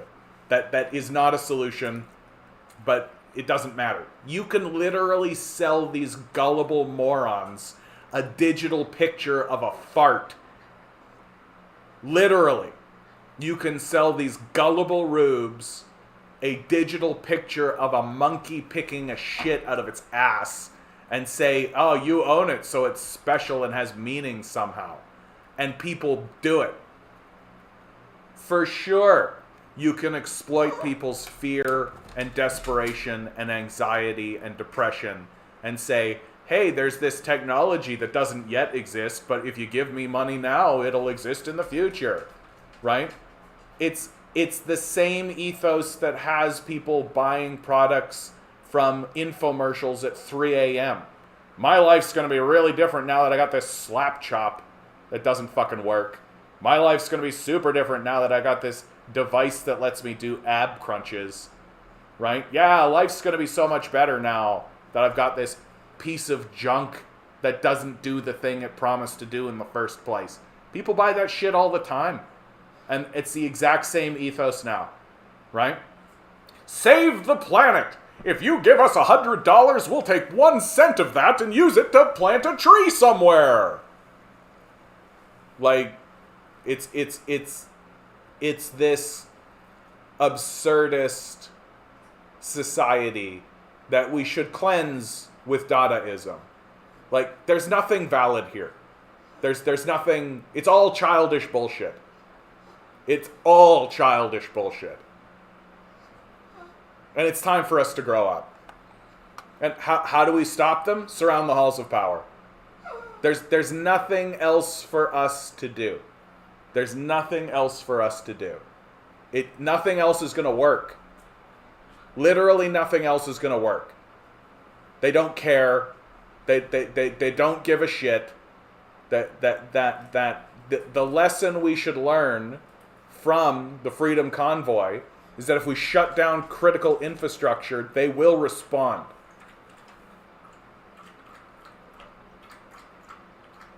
That's all that we can do.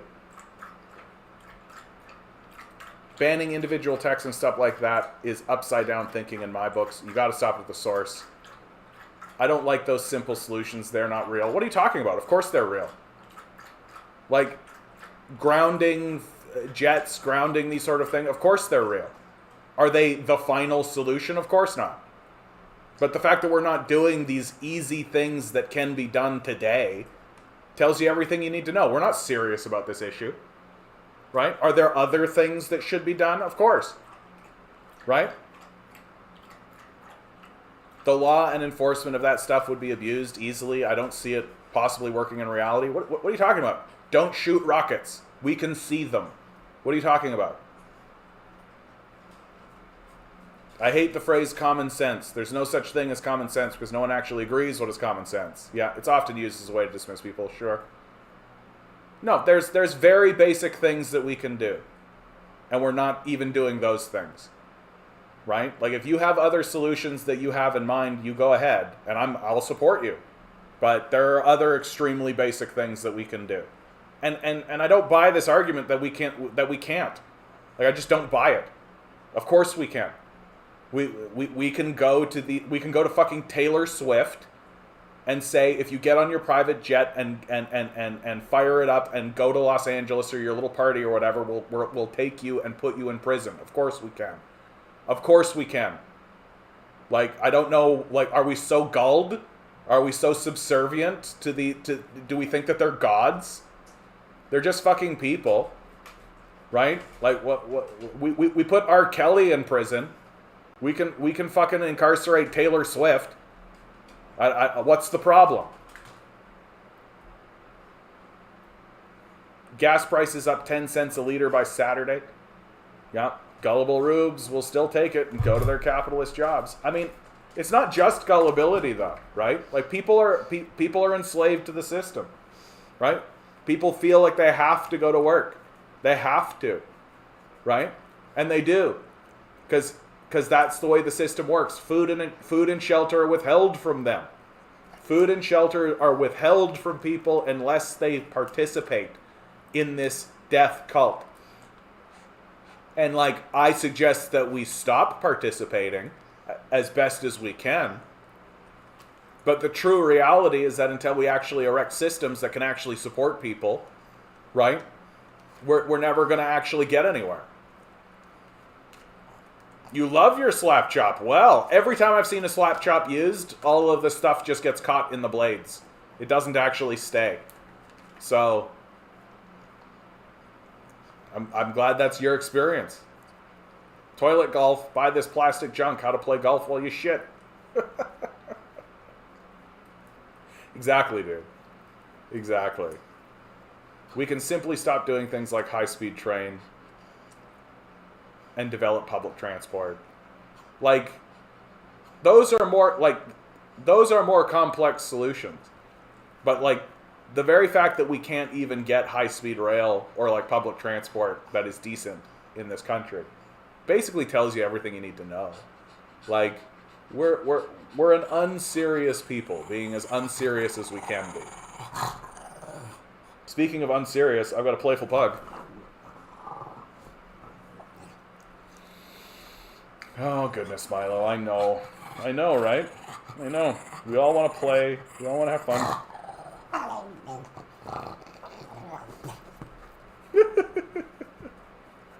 What a bleak time this is, man. I gotta tell you, I'm glad I'm going back to doing the walk about the graveyard. It is actually, like, really nice to do. I like walking around the graveyard because it's very grounding. Reminds me very much how temporary we are, the temporal nature of our existence. And I think that's important for us as humans to acknowledge and to not fool ourselves into believing or forgetting that we are anything but temporal refugees. We're not here for very long. And it just seems like we're living in a structure that wastes as much time as possible for us. That instead of us spending time contemplating the nature of our existence, contemplating the nature of this reality, contemplating the nature of what it is to be human, we're all just scrabbling around trying to survive in a system that's been made complex on purpose to make it as difficult as possible for anyone to actually find their feet for any amount of time. It's the very definition of making making things complex on purpose. Like, there's this ethos that exists within our mindset that justifies the withholding of food and shelter because you got to prove it. You got to prove that your existence has validity. And the way you prove it is by earning it, is by selling yourself to a billionaire class that's actively burning the society down. It's madness. It's just a form of madness at this point. Like, no different than Nero fiddling while Rome burned. Just absolute crazed lunacy. And we all still go to work. Meanwhile, Jeff Bezos, Bill Gates, other billionaires backing an exploration for rare minerals buried beneath Greenland's ice. This isn't going to backfire at all, right? This is what they spend their money doing. This is the shit that they're doing. Just more and more and more and more and more and more and more, right? There's no idea, even the base contemplation of slowing down doesn't exist in the mindset of these people. And this is the result. French drought intensifies as river Loire dries up. As France continues to suffer its worst drought on record, many of its mighty rivers, including the Loire... Oh, I know. Well, go get it. I'm trying to be serious here, Milo. I'm trying to be serious.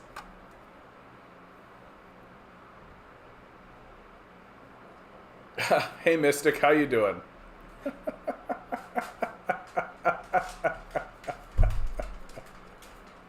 Mystic coming in hot. Mystic coming in hot. We're having a climate change conversation, and Mystic's just like, Taiwan is not a country. Weren't you the one that just came in, like, not that long ago, being like, Taiwan is a country? Have you turned the corner? Did we get you? Looks like we got you. I'm uploading myself into the Matrix and waiting to build cool robots and then taking one over and live forever. Oh, I can't imagine a worse existence. I can't imagine a worse existence. Uploading yourself into some kind of Matrix framework. Ugh. I feel like the first thing a human would do if they downloaded themselves into a robot is pursue suicide. I think and it would be immediate. It would be immediate. I really think it's one of these things that in our like imaginative, like tech brain sort of reality, we go, Comrade Mystic Werewolf. Well, sir, how's that? In our imaginative space, we think this would be a good idea, downloading our consciousness into a robot, because we don't really appreciate how much of our existence is our bodies, right? And that if you downloaded your consciousness into a robot, it would be like being in hell. It would be horrible. It would be horrific. I've been thinking along those lines a lot lately. I don't understand anything of this place. Seems to me that how to live properly should be known and correctly passed on by knowledge by now. Well, like, what is stopping someone from just living a quiet life, tending to a garden, getting the food they need from said garden, right? And just existing. Well, what are the things that are preventing that? Landlords, right? The idea that you have to pay rent to live in the first place. You can't just openly garden anywhere. There's always something that gets in the way. The system itself is designed to prevent people from doing like basic farming or basic subsistence level stuff, right? The entire system is designed to disrupt you, right? And the Bank of America memo tells you that explicitly. Like, they explicitly say it, that their goal is to make your life as hard as possible so that you'll sell yourself to them. That's the goal, and that's what the defenders of capitalists will openly say to you. They will openly say, like, if they'll go, well, if you provide food and shelter for everybody, nobody will go to work, thereby completely admitting that their model is coercive from the outset. They need to coerce you into selling your labor to them, and they admit it openly, and they don't understand that it's wrong. Because they're psychopaths. They live in a psychopath system. Right? And that's what they defend, and they're so bought into it that they don't recognize how evil they are.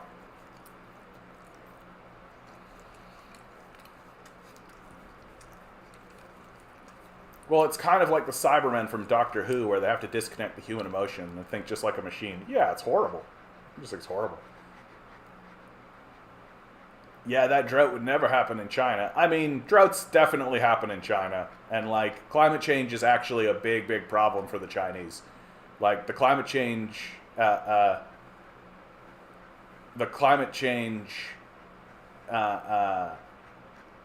issue for the Chinese is going to be really, really bad. It's actually going to be way worse than what happens in North America.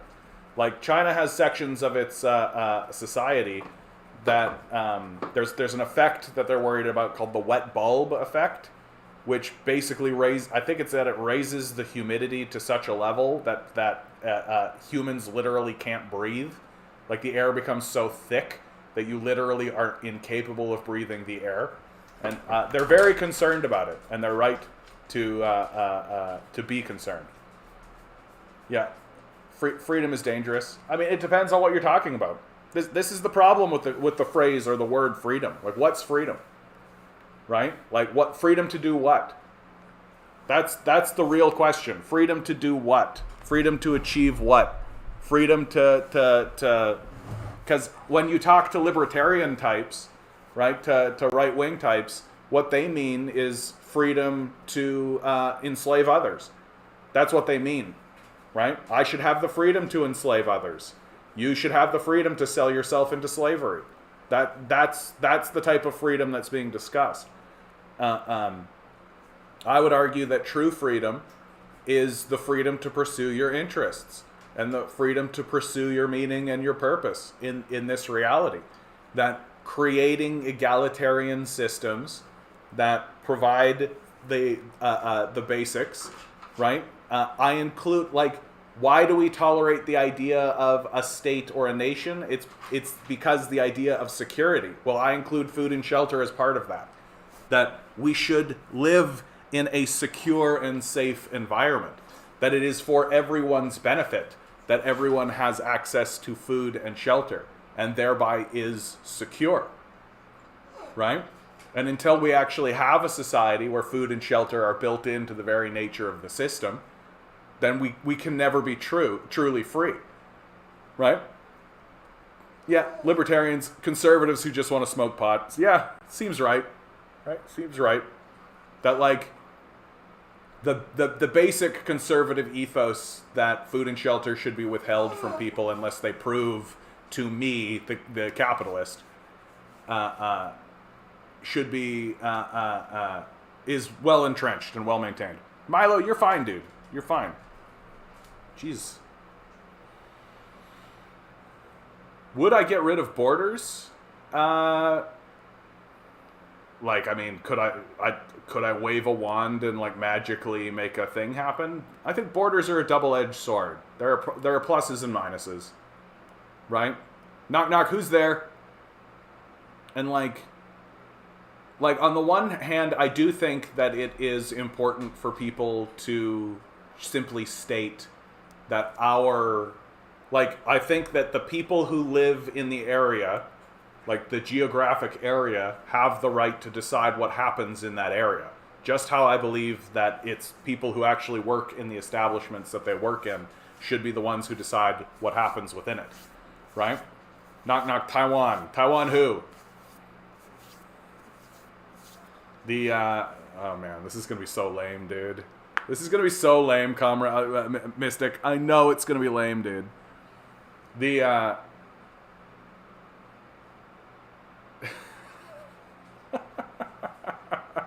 That's so lame, bud. I'm glad I did it, though. Taiwan who? Exactly. That's so funny, bud.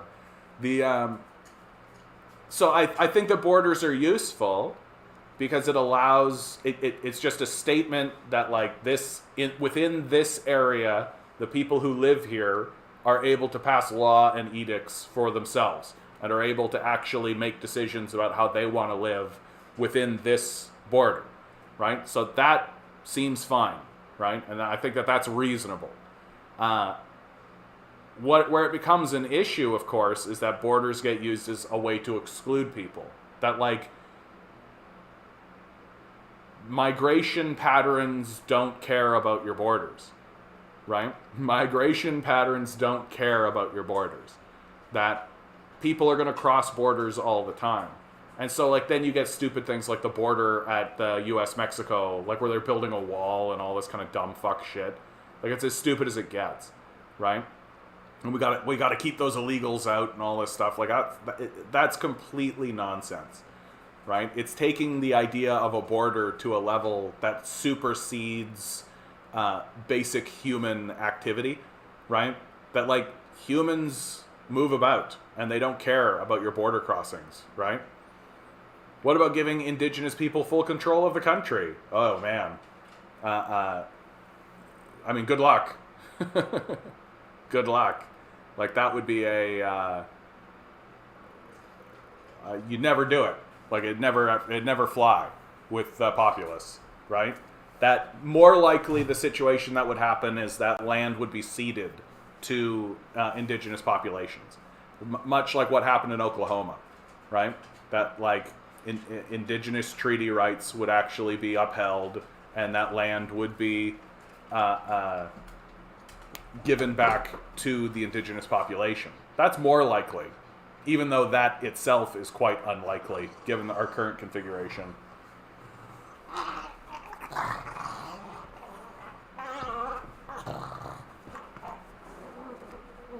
All right. Sorry, guys. I got my little dog here. He's like playing around. He's such a little cutie. I wish I could like widen the angle so you could see him, or I could control the camera so it would like and like zoom in on him. That'd be great.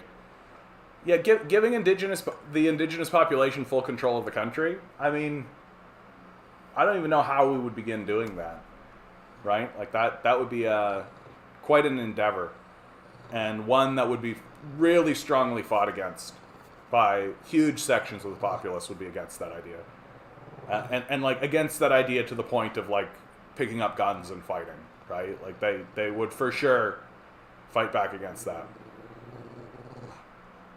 Yeah, of course my dog's communist, right? Like anytime I'm eating, he's like our food, right? So I think this is actually an important article right here, right? The French drought intensifies. Just taking a look at the pictures themselves, right? You can see almost all of France is now under some level of water restriction. In many communities, tap water has been rationed, even cut off altogether as supplies run dry, right? This is the Loire, the well-known French river with the famous castles on its shores. You can now walk across it, right? The River Loire today. This is nothing short of a catastrophe. It can't be explained any other way. You got to go to like apocalypse movies to see these kinds of shots, right? Here's my favorite shot right here, right? Just a dried up lake, just a dried up body of water. Like this is like something from a post-apocalyptic movie. That you're like wandering through a wilderness or through a desert, and in the middle of the desert, there's a boat.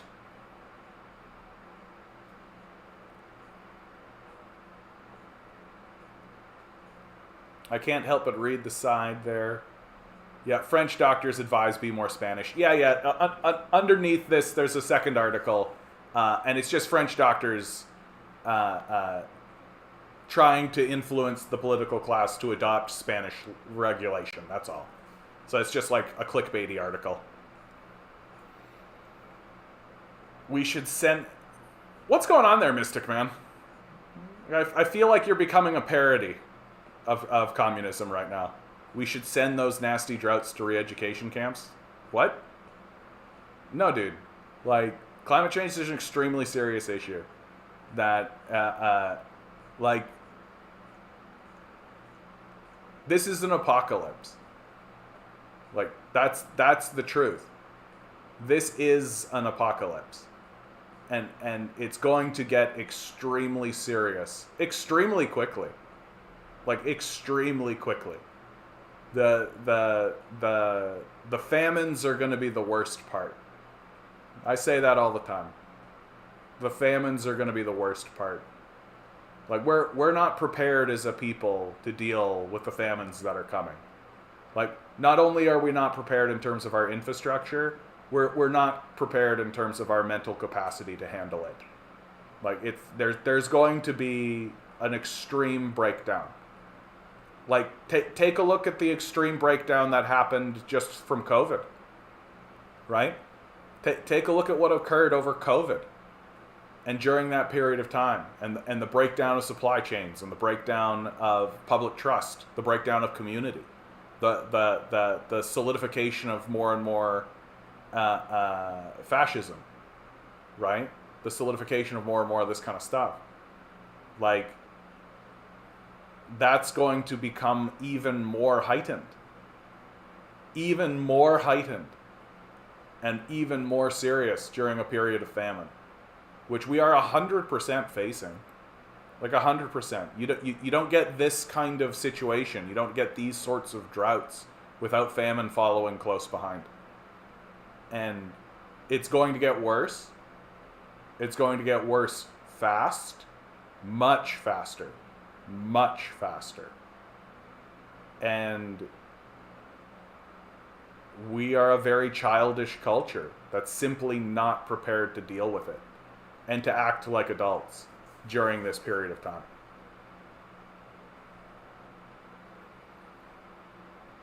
Sorry, John, when's my execution? Yeah, I know you're kidding, bud, but like,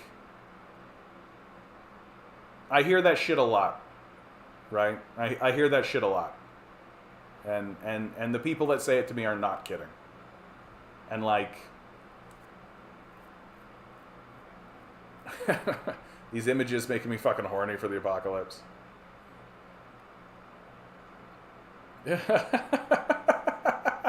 Okay. I forgive you, Mystic. I'm pretty sleep deprived. Sorry, I'm kind of sleep deprived drunk. Turned into a commie.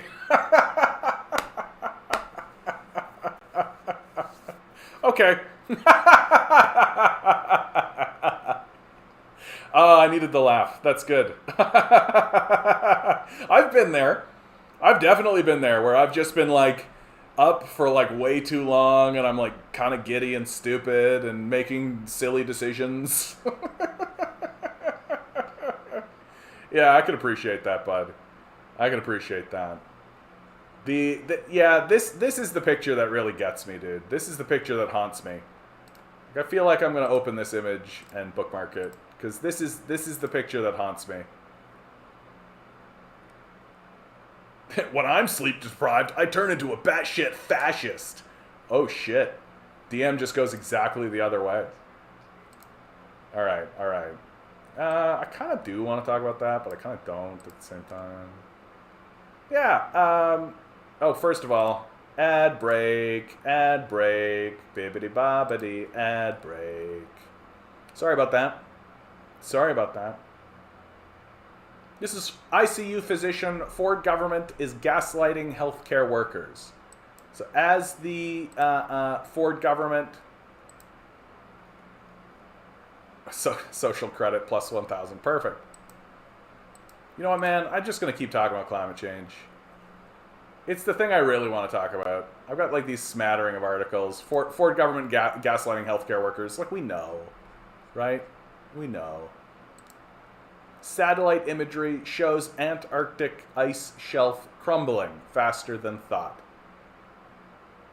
This is what I'm talking about. Like, it's going to happen faster than we think, right?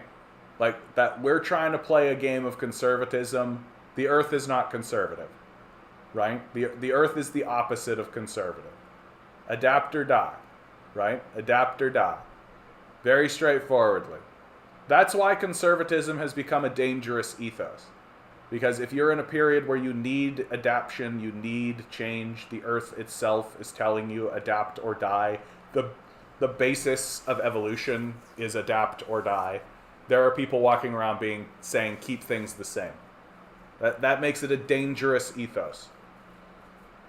Antarctic's coastal glaciers are shedding icebergs more rapidly than nature can replace the crumbling ice, doubling previous estimates of losses from the world's largest ice sheet over the past 25 years, a satellite analysis showed on Wednesday.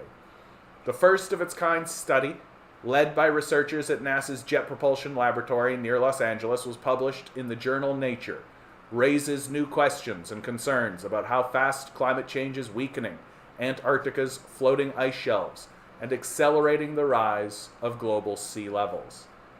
The study's key finding was that the net loss of Antarctic ice from the coastal glacier chunks calving off into the ocean is nearly as great as the net amount of ice that scientists already knew was being lost due to thinning caused by the melting of ice shelves from below the warming seas. Taken together, thinning and calving have reduced the mass of Antarctic's ice shelves by 12 trillion tons since 1997, double the previous estimate, the analysis concluded.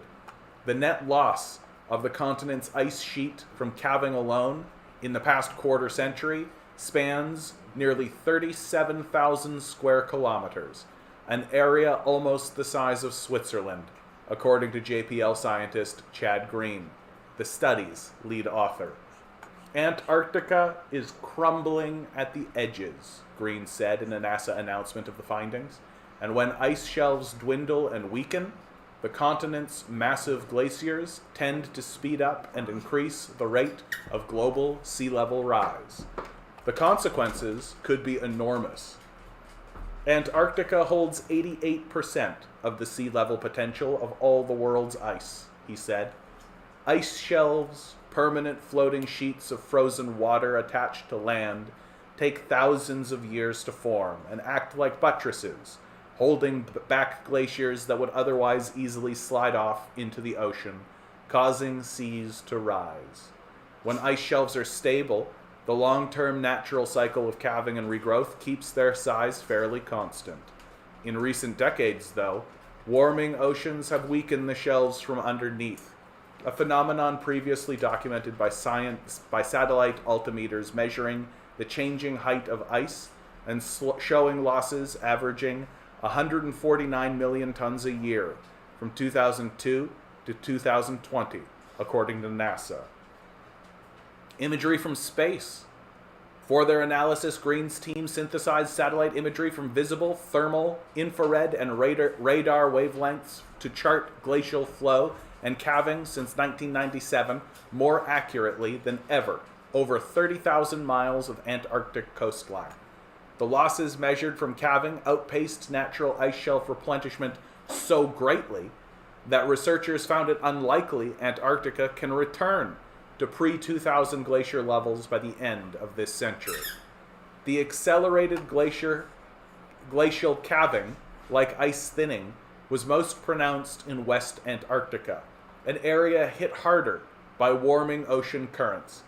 But even in East Antarctica, a region whose ice shelves were long considered less vulnerable, we're seeing more losses than gains, Green said. One East Antarctic calving event that took the world by surprise was the collapse and disintegration of the massive Conger-Glenser ice shelf in March, possibly a sign of greater weakening to come, Green said.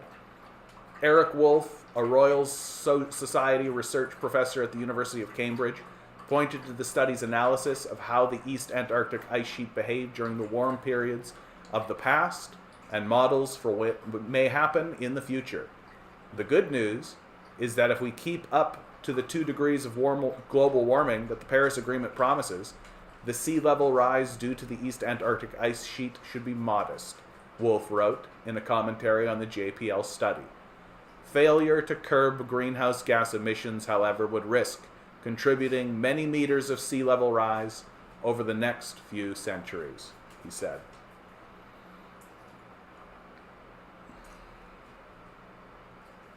Antarctica is covered in rice. You know what? That's a good idea, bud. Let's sing that song. Seems to be timely. Seems to be important. Right?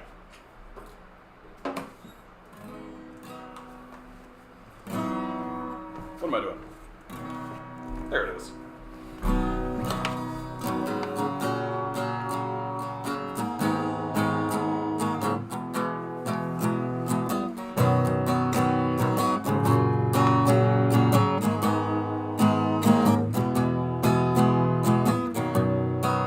Got asked a question by my niece who's 5 years old. What's the world gonna be like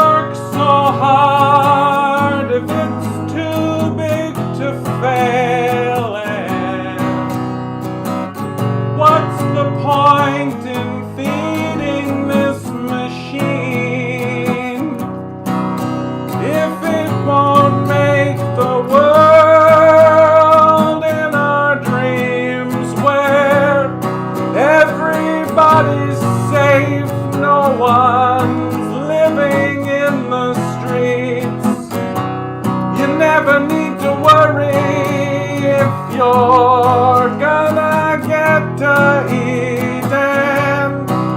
Antarctica is covered in ice, and everybody's happy. And wouldn't that be nice? And I know one day my maker I will meet, when death's sweet kiss comes and sweeps me off my feet. I hope by then we've learned a little more.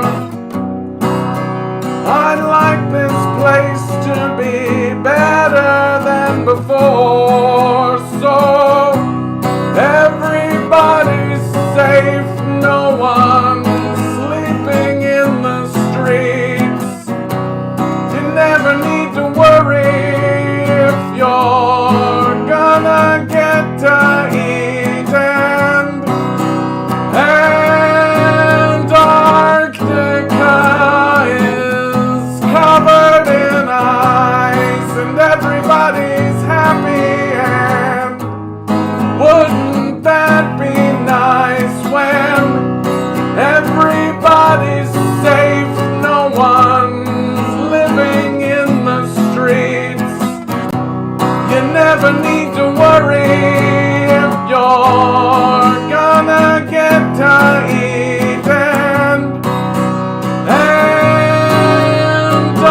Antarctica is covered in ice.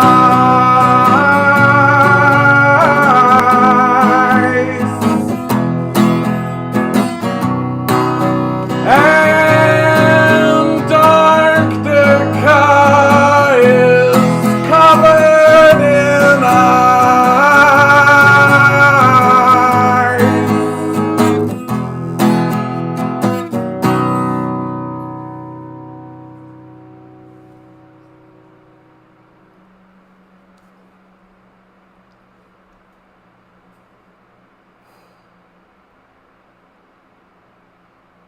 And even as the lakes dry up,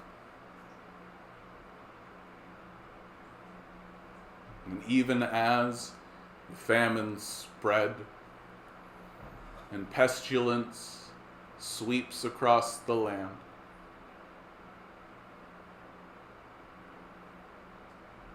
even as we lose our brothers and our sisters and our mothers and our fathers, and even as the heat burns down our forests and our cities, I will always believe. I will always believe.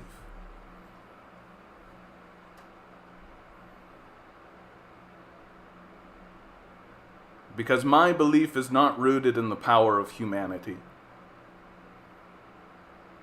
My belief is not rooted in the strength, the cleverness, or the intelligence, the innovation, or the industriousness of this pack of scared monkeys. My belief is rooted in the power of the universe and the power of the world that created us.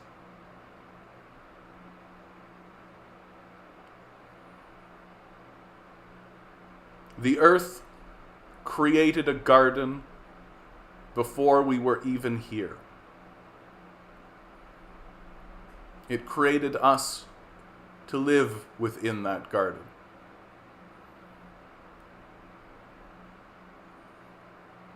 And in our mad pursuit for power, we are generating an apocalypse for ourselves, in defiance of the earth that created us to live peacefully within it.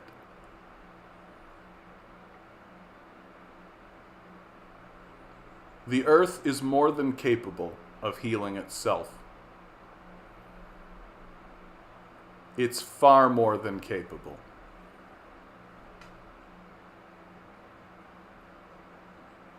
And if we want to be here to witness the miracle of the earth healing itself, then all we have to do is stop.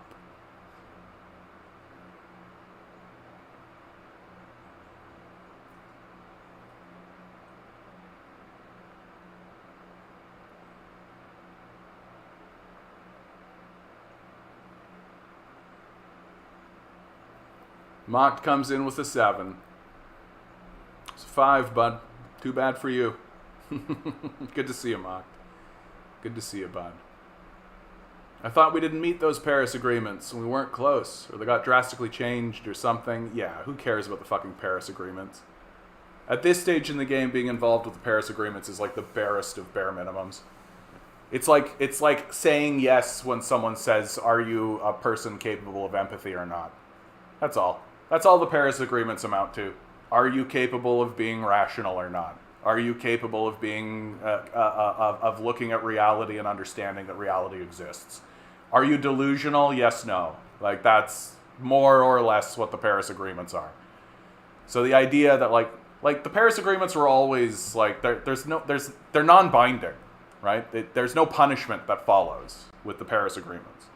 So the idea that anyone is doing anything other than saying, yeah, of course, to the Paris agreements is like this heightened manic delusion, right?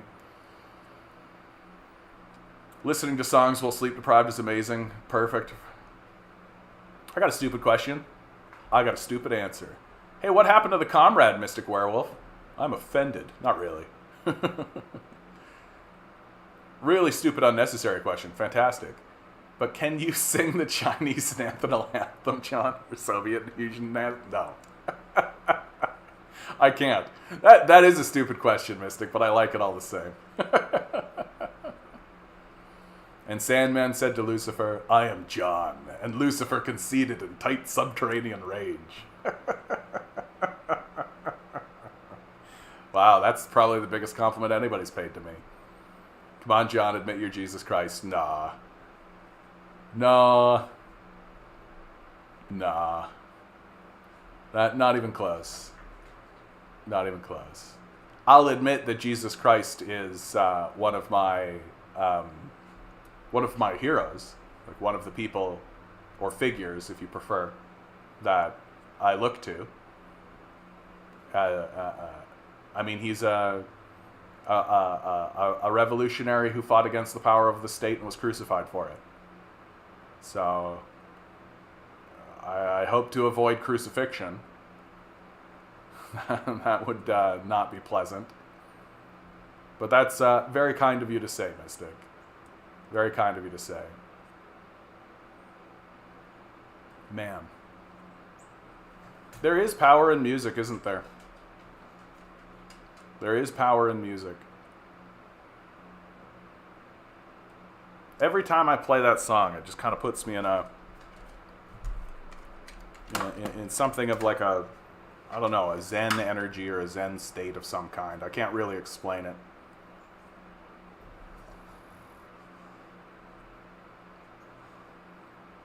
Kind, strange, Jesus Christ teachings don't match right-wingers today. They worship him, strangers. Yeah. I mean, that to me, like, if you wanted to put it in biblical or theological terms, right? Like, the smartest thing that any devil or demon Lucifer would do would be to claim authority over the very texts that should be used to destroy him, right? Like, that's what I would do. If I was Lucifer, I would ensure that the society in pursuit of secular aims didn't even bother to read this book or this text, that they would declare it invalid because it's fictional, right, or whatever. And then I would have the people who do claim authority of it to do its opposite, right, and never read the text, because no one's reading it now, right? And so you've got groups of people who claim the text to be illegitimate and don't read it. And then you've got groups of people who claim the text to be extremely legitimate and the basis of their foundational moral system, and they don't read it either. And so you win if you're the devil. right? Check out a song called Message from Black Star by Labach. It's literally about Lucifer inventing Jesus. Well, that's kind of a weird move. Jesus was a literal socialist. It's a shame they only focused on the magic side of him rather than the human side of him. Well, they don't listen to him. Like, forget about the magic versus the non-magic, right? The guy said things, right? Like, the guy opened his mouth and words came out, right? Whether you believe the magic or not, right? Like, or whether he's fictional or not, right? The guy opened his mouth and said things.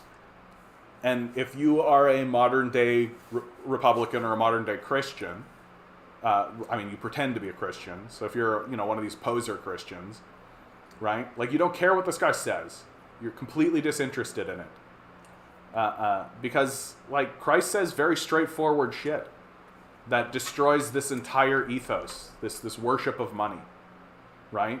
Like, give your money to the poor. It's easier for a rich man to go through the eye of a needle than it is for a rich man to enter the kingdom of heaven. It's easier for a camel to go through the eye of a needle than for a rich man to enter the kingdom of heaven. Like, James has a literal indictment of the rich in his writings. That the book of Ecclesiastes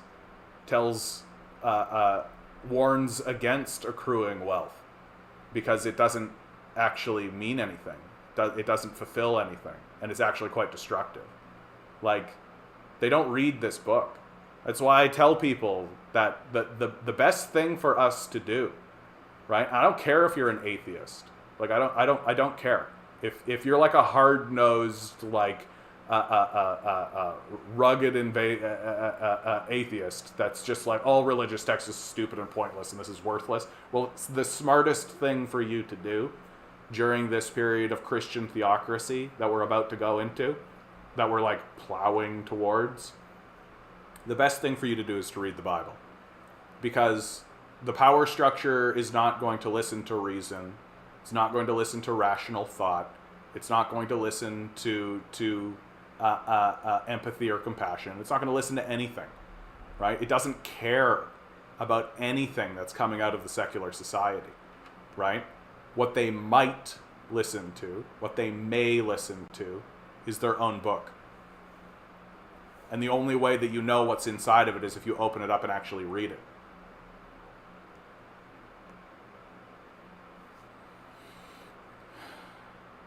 I hate when you say that nobody reads the text. I know people that do read. Yeah, but they cherry pick what they want. Yeah, so they're not reading it. Like, no, if you're cherry picking, you're not literate. Period. Like, too bad. Like, you don't get to glaze over the parts that make you uncomfortable. Like, that's not literature. That's not being literate. Right? Cracking open the book and looking at the words is not reading and understanding. That's not what literacy is. Right? Like, you don't get to just ignore the fact that your leader, that the leader of Christianity says, give your money to the poor. You don't just get to ignore that. Right? Not if you actually want to call yourself a Christian. Like, what's the great commandment? Right? What's the great commandment? The great commandment is love the Lord your God with all your heart and love your neighbor as yourself. Right? They don't follow that. They don't care about that. Right? There's always that, well, yes, but. Well, too bad. Like, your God, your deity, says, love your neighbor as yourself. Do you think these Republicans actually give a fuck about that at all? Do you think these Christians give a fuck about that at all? They don't care what this Christ says. They don't listen to the Great Commandment. They don't give a fuck at all. Yeah. They'll pick that and say, we give to charity, give money to charity, while voting for parties to maintain poverty. That's what they do. Right? You vote to maintain a system of poverty. You pay more to generate poverty. Right? You pay more to ensure that there's homeless people.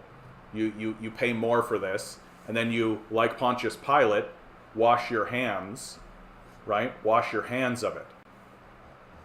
And say, oh, I'm a good person because I'm donating to a charity while voting for people who are maintaining this system of poverty. That's exactly what's happening.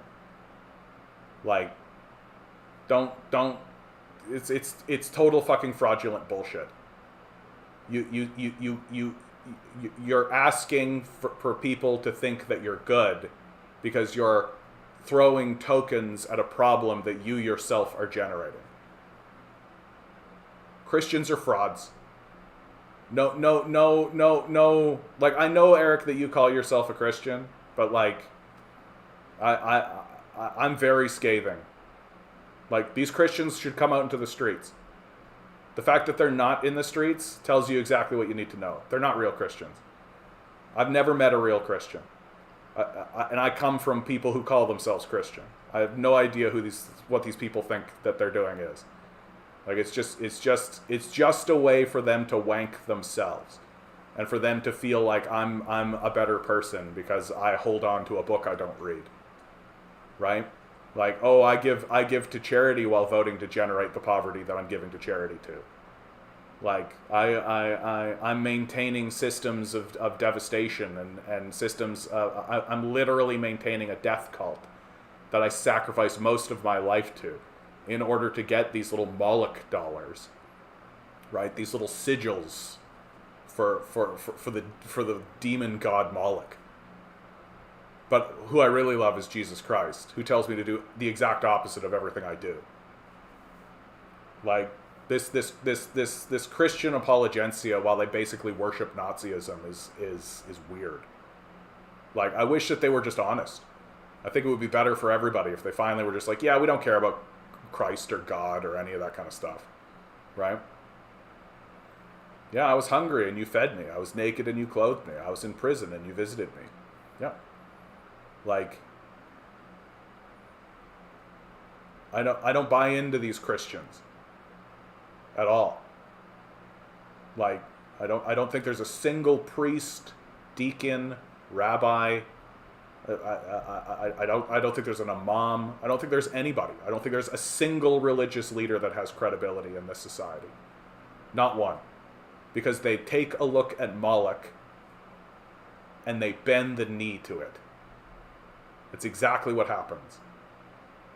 And the only way they will ever prove to me that they have any validity to even be heard, to even be listened to and taken seriously as moral or spiritual leaders, is if they join me in the streets. And until I see them there, they're just frauds. That's all they are.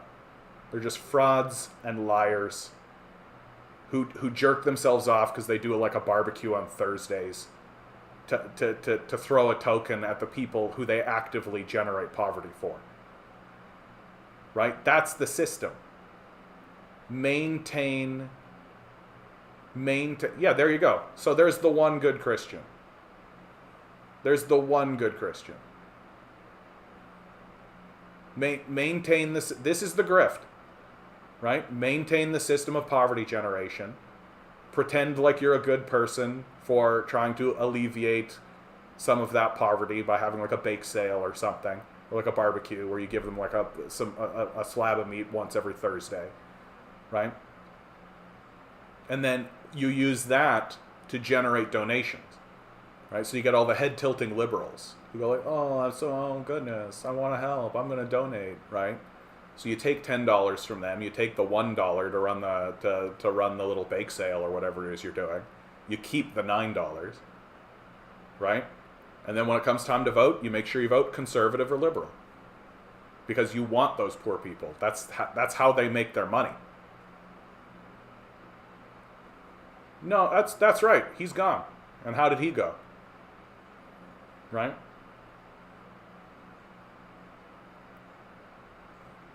Ministers keep people submissive, tell them not to fight for their rights because their reward is in heaven. That's the other part of it, Isaac. Right?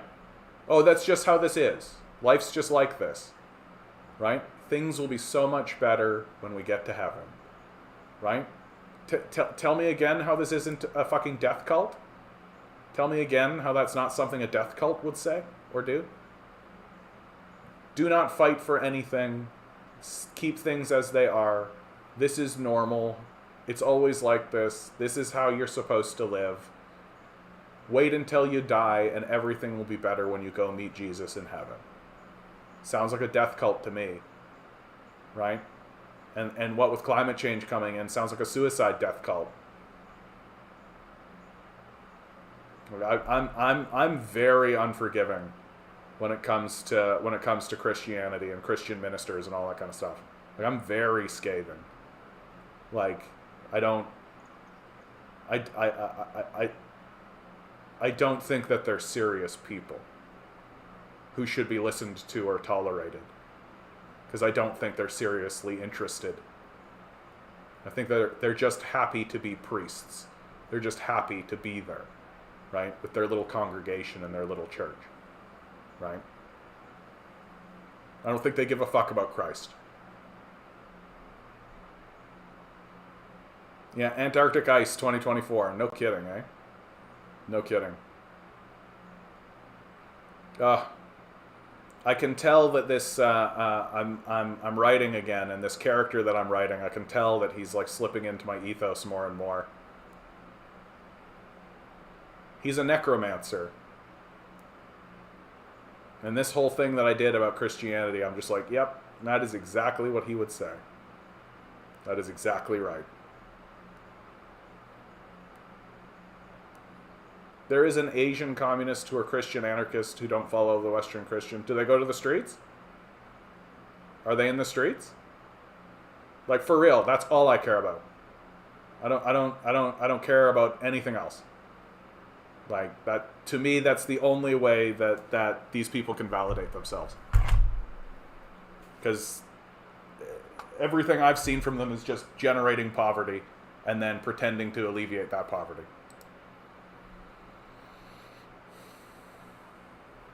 Brave New Films. The top 1% has stolen 50 trillion from the bottom 90% over the past few decades. 700 billionaires own as much wealth as 65 million households. The minimum wage hasn't been raised for 13 years. They couldn't be happier to hear you whining about CRT and wokeness.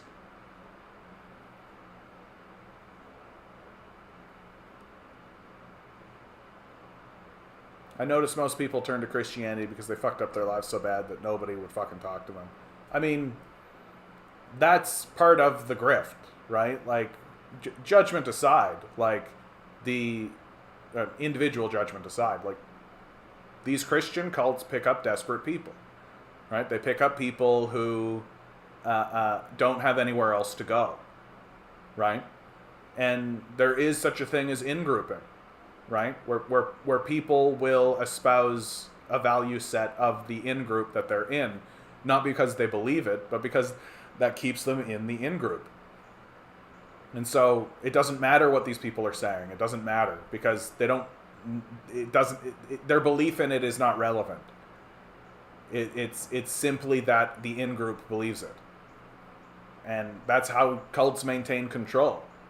Right? You take desperate people, you isolate them, and you don't give them any other opportunity to get out of it. Right? That the cult is their community. And people will be willing to say anything to keep it that way. Right? Like, I feel like that's a fairly normal thing that humans do.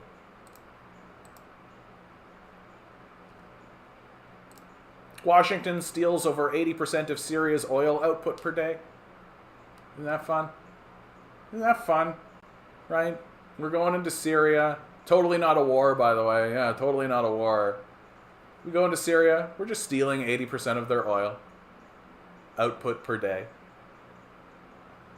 Yeah, there are literal priests who think God sent Trump. Yeah. And then there is just like the deluded, right? There's just like the fucking deluded people.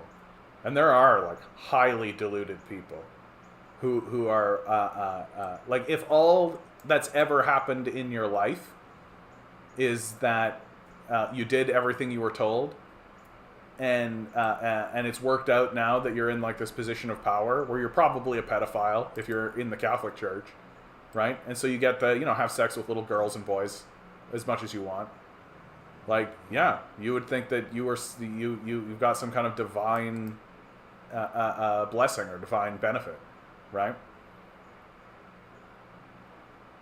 I think there's a lot of people that think that way more than we like to think. Hotter nights could lead to a 60% rise in global mortality. As the United States continues to trudge through a sweltering summer, and with a warm fall on the way, new research underscores the potentially deadly ramifications of rising heat at night.